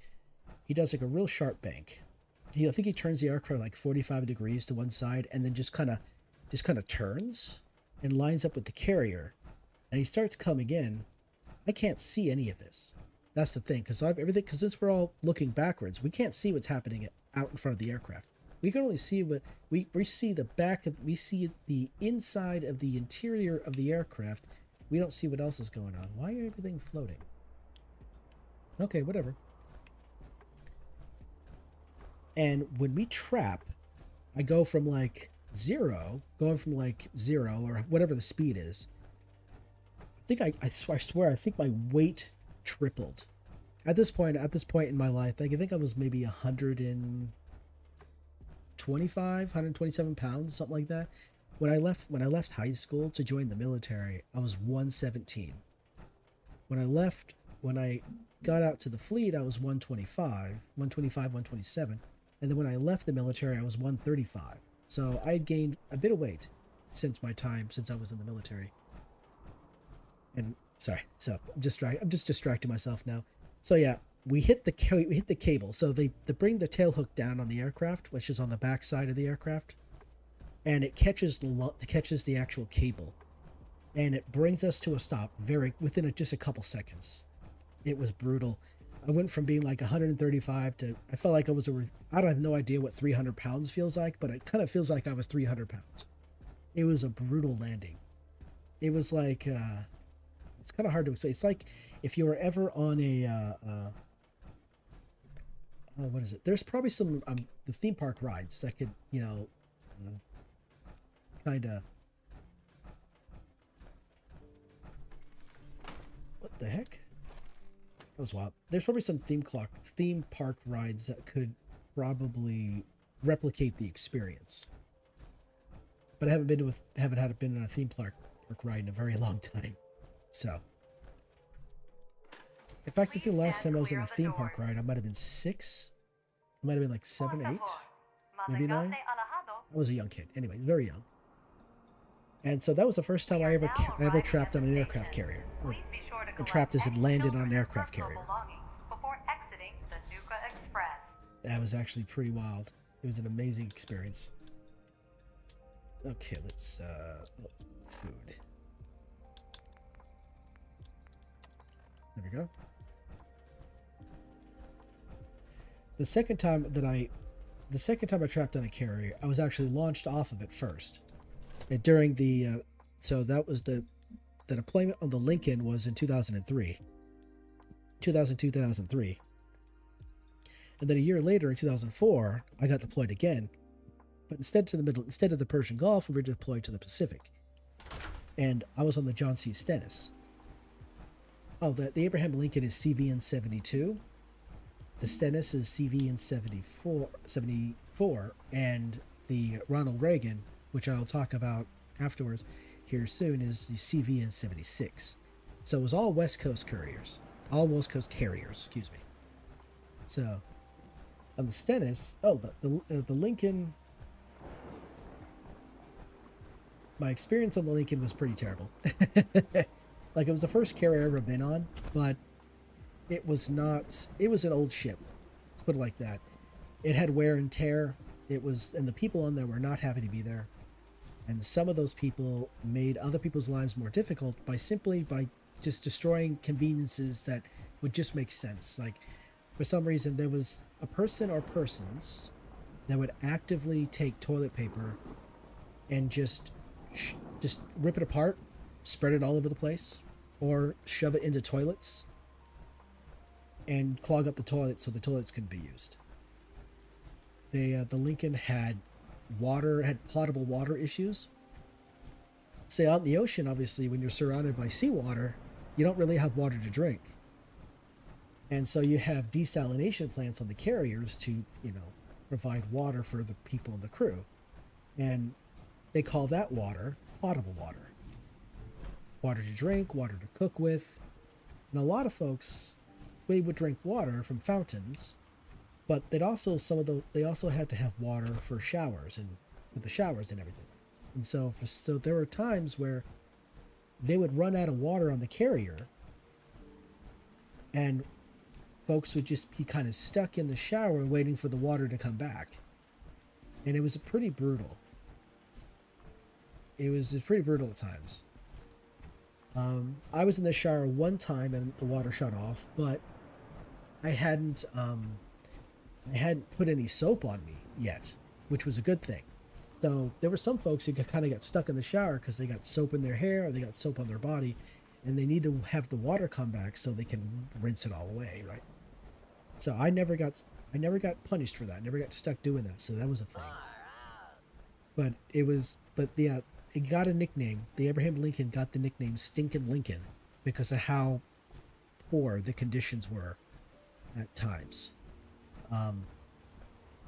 It was actually a really good learning experience about how aircraft carriers kind of work out at sea. And we would do drills. We did these hello. Curfew violation detected.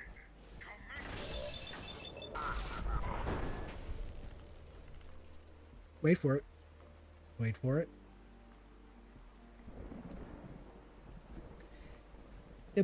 Death will probably catch up here. There we go. Yep, he caught up.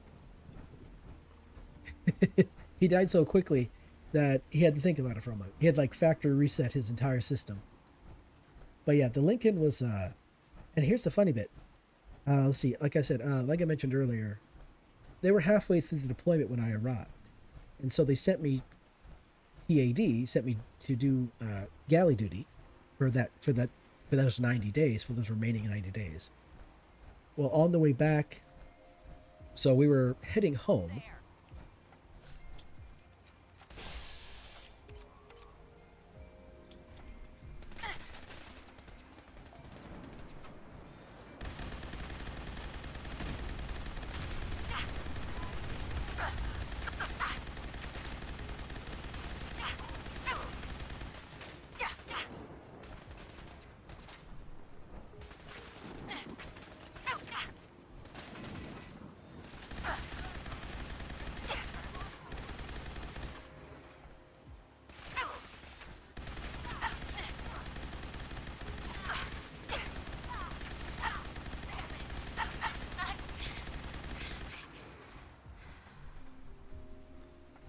Yeah, you guys, they're not happy about me, clearly.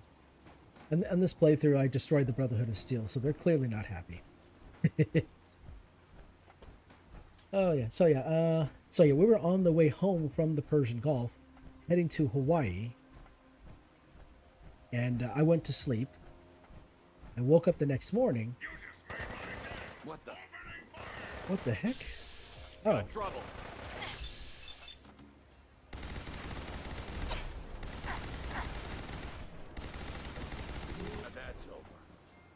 Darn, okay, I don't know where that guy was hiding. So anyway, what was I saying? Oh yeah, so I woke up the next morning and just got up, started getting dressed to go down to the galley to do my work. And shifts on the carrier are 12 hours. So you got 12 hours on, 12 hours off. And a good number of people spent a good amount of time sleeping because, well, the work's exhausting. But anyway, and somebody comes in complaining, saying that the sun is on the wrong side of the carrier, that the sun is on the wrong side of the boat. And apparently, in the night, the Lincoln got orders to return to the Persian Gulf because President Bush, who was president at the time, George W. Bush, or just W for short, looks like we're going in to invade Iraq. And I went from spending 90 days out at sea to 7.5 months out at sea. So I did a full cruise, 7.5 months. I did 7.5 months, but everybody else that was already out there, they did 10.5 months, which I'd have to check on this, but I think at that time was like the longest deployment since World War II of a carrier group since World War II.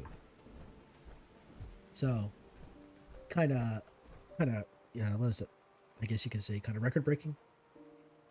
And also, here's another fun. And also, the squadron that I was in was an F-18 Super Hornet squadron. Now we had the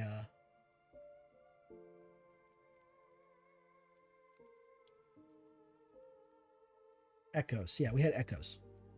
Yeah, there's so F-18s, they come in different forms, right? You have F-18A and Bs, you get Alphas and Bravos, you got Charlies and Deltas, then you got Echoes and Foxtrots. And the difference between those is that the Alphas, I want to say are the number of seats for the F-18 specific, for the F-18 Echo. So the Super Hornet is specifically, the Echo is a single seater. That's what all the my squadron had nothing but had all single seaters. 12 aircraft, all single seaters. And then the Foxtrot, or the F-18F, that's a two-seater.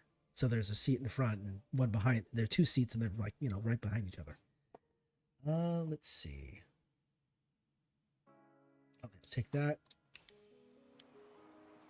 Oh, so heavy.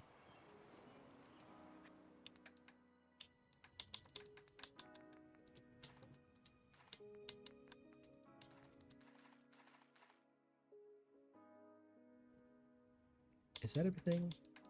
And all the stuff? Oh, that's right.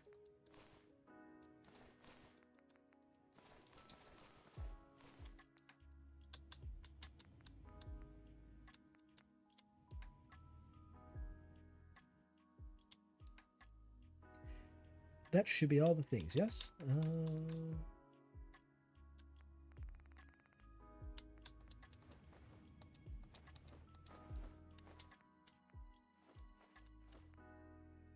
Day Tripper, that maxes out.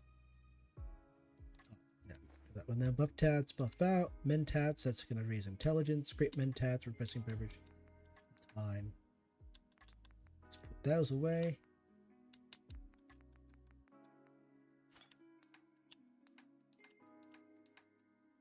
And we're good.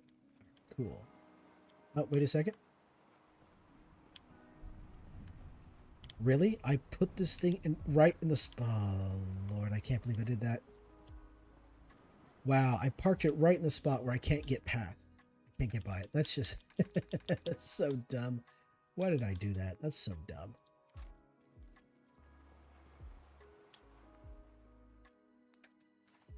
That's so dumb.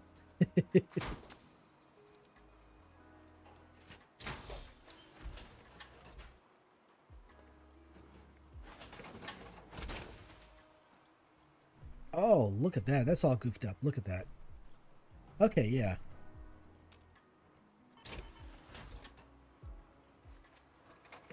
Okay, is it still messed up?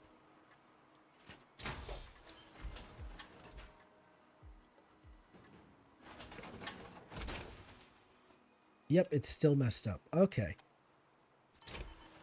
I wonder what's causing that. It was perfectly fine. It's, it was fine. It was no problem there a minute ago, so I don't know why it's like that now.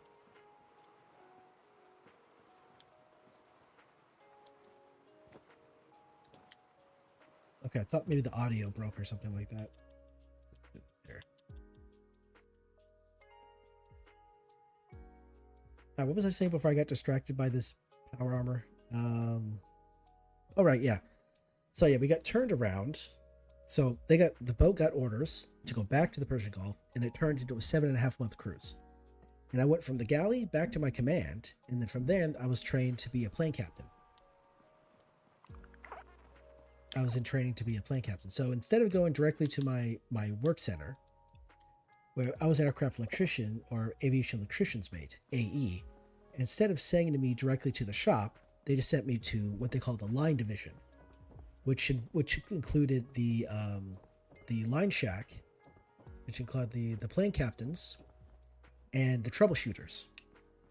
And so I was trained to become a plane. I took on the role as a trainee, where plane captains would train me about the aircraft, and the whole point was to get me familiarized with the aircraft, so that when I'm around the aircraft, it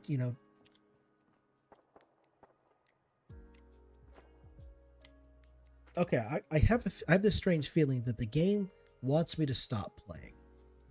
I have this strange feeling the game wants me to stop playing, so I might as well listen to the game. Oh yeah, I think it's time for me to listen to the game. That's wild. Okay, all right, I get it. I got you. Oh no, not again. Oh no, this is brutal.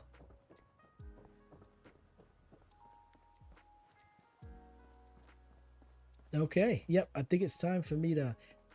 Oh, no, don't crash. Oh, it's going to crash, isn't it? Is it going to crash? Come on now. I mean, I did sleep, so it's okay. If it does crash, then that's it. It looks up, it's frozen. All right. Yep, it is frozen. It is locked up. Let's see. Oh my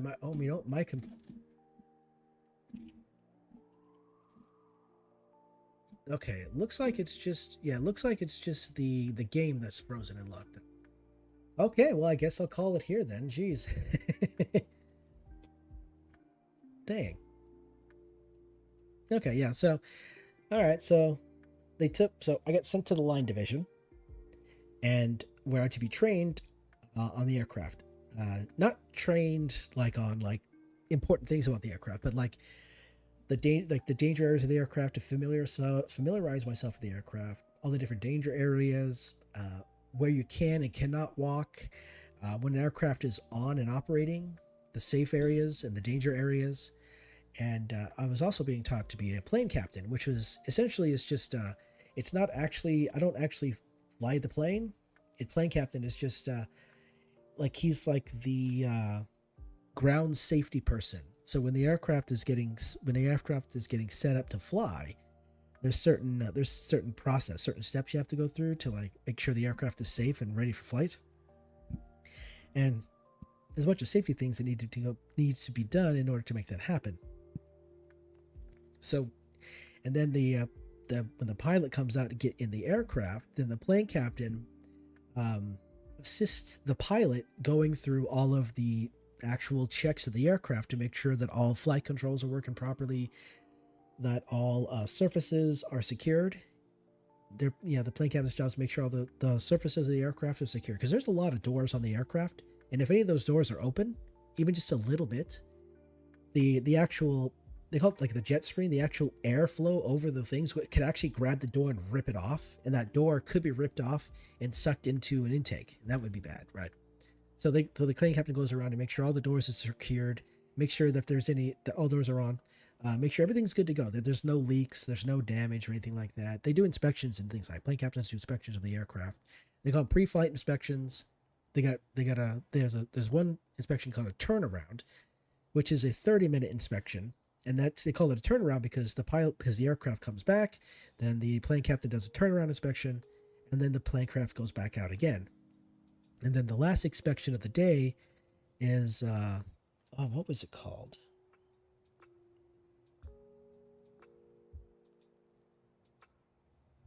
Oh, what is it?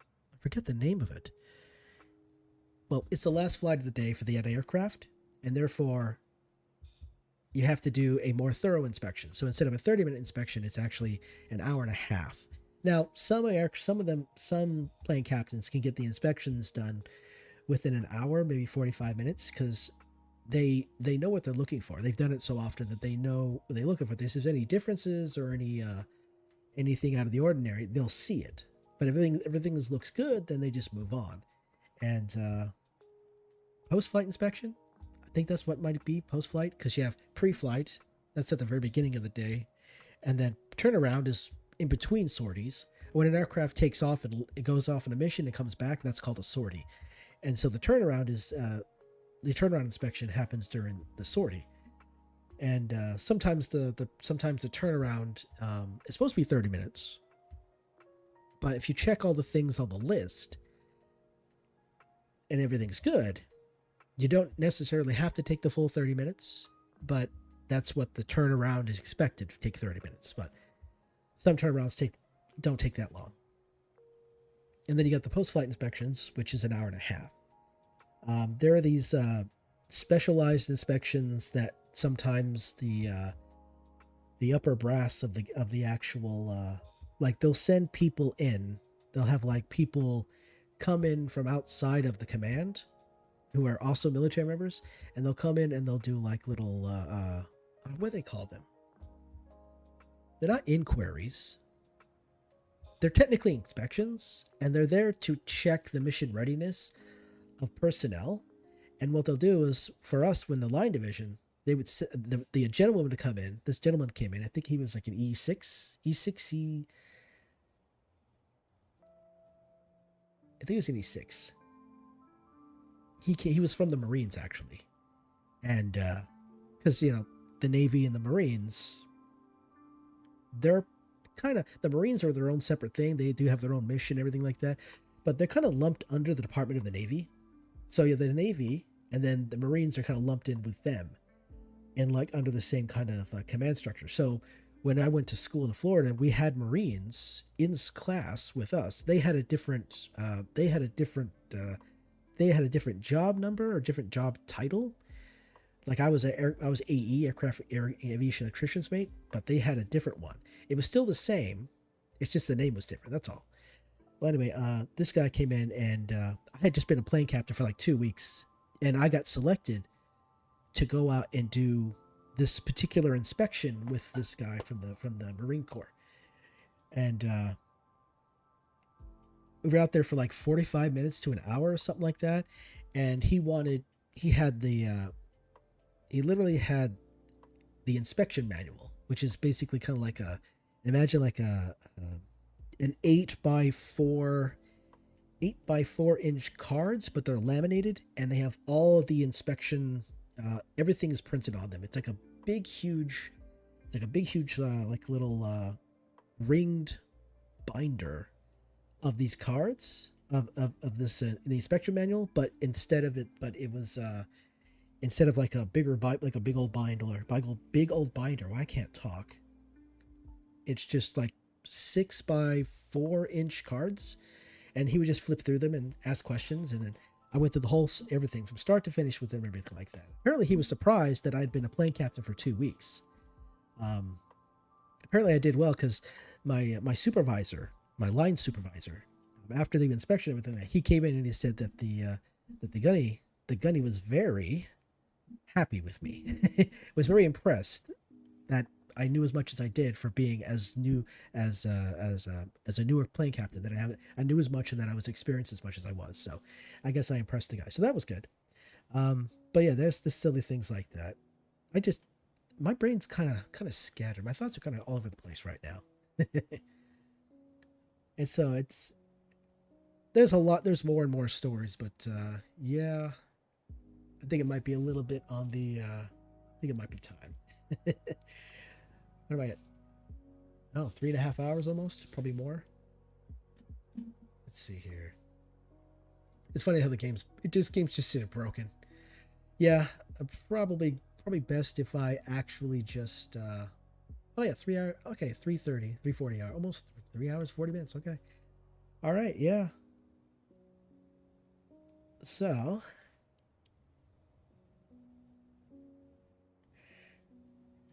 I think it'd probably be best, since I'm having issues like this where the graphics are messing up and everything's getting busted and broken just from playing the game.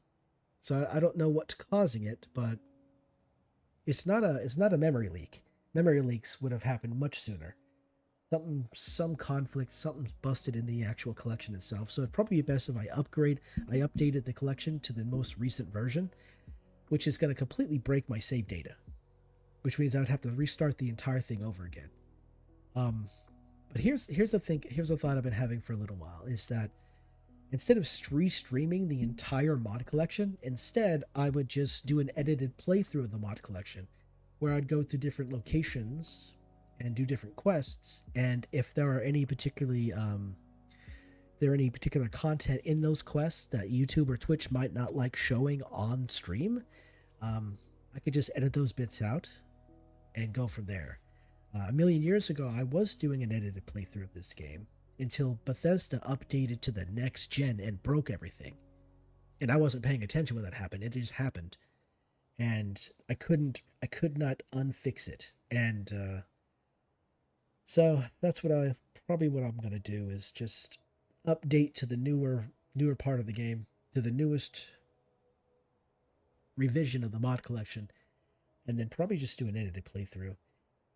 Honestly, after completing Nuka World, I didn't really have any ideas to what to do going forward, because it would just been more and more questing at that point, and I have this mental thing going on in my head where if I complete Nuka World, I finish the game, and therefore I don't need to play any further. And I'm kind of at that point. So next weekend, next Saturday, I'm not too sure what I'll stream next Saturday. I might stream this game. I might stream Fallout 4 again and just try to continue playing on, or I'll come up with a newer game to play. I don't know. I'll have to give it a think. It's so broken. It does not work at all. I'm trying to get it to work, and it's just not happening. So all right, I guess with that being said, I want to say thank you everybody for coming by and watching. I really appreciate it. So like I said, yep, next weekend I'll probably stream this a couple more times, in the coming weekends. But I'm probably going to switch over to a different game. As to which one, I don't know. Probably, I suppose I could stream Fallout 3 again, or I could stream Fallout 3. I could play Oblivion, or like the Oblivion remaster. I could probably play that, or maybe there's another game out there, that Expedition 33. Some other game. But I've been playing Fallout for such a long time that it feels like I just feel obligated to play all the Fallout games. It feels like, but I'll have to figure that out. I'll think about it. So for the next, I can say for the next weekend, I'll probably just stream the Fallout 4 again, and then once I figure out what I'm gonna do, then we'll switch over to a new game. I have been kind of wanting to play Nier Automata. Sure, they came out in 2018 or whatever it was, but I kind of want to play that. I kind of want to stream that. It's such a good little game. I'm a big fan of the combat. And sure, you have to do multiple playthroughs to get through the game anyway, but I think that's pretty good. And the other characters are pretty cool too. They got neat little designs and everything like that. Well, anyway, as I was saying, I'm just yammering on at this point. So, as I say, I want to say I'm Patronus. Thank you for watching. I love your faces. And I will see you next Saturday.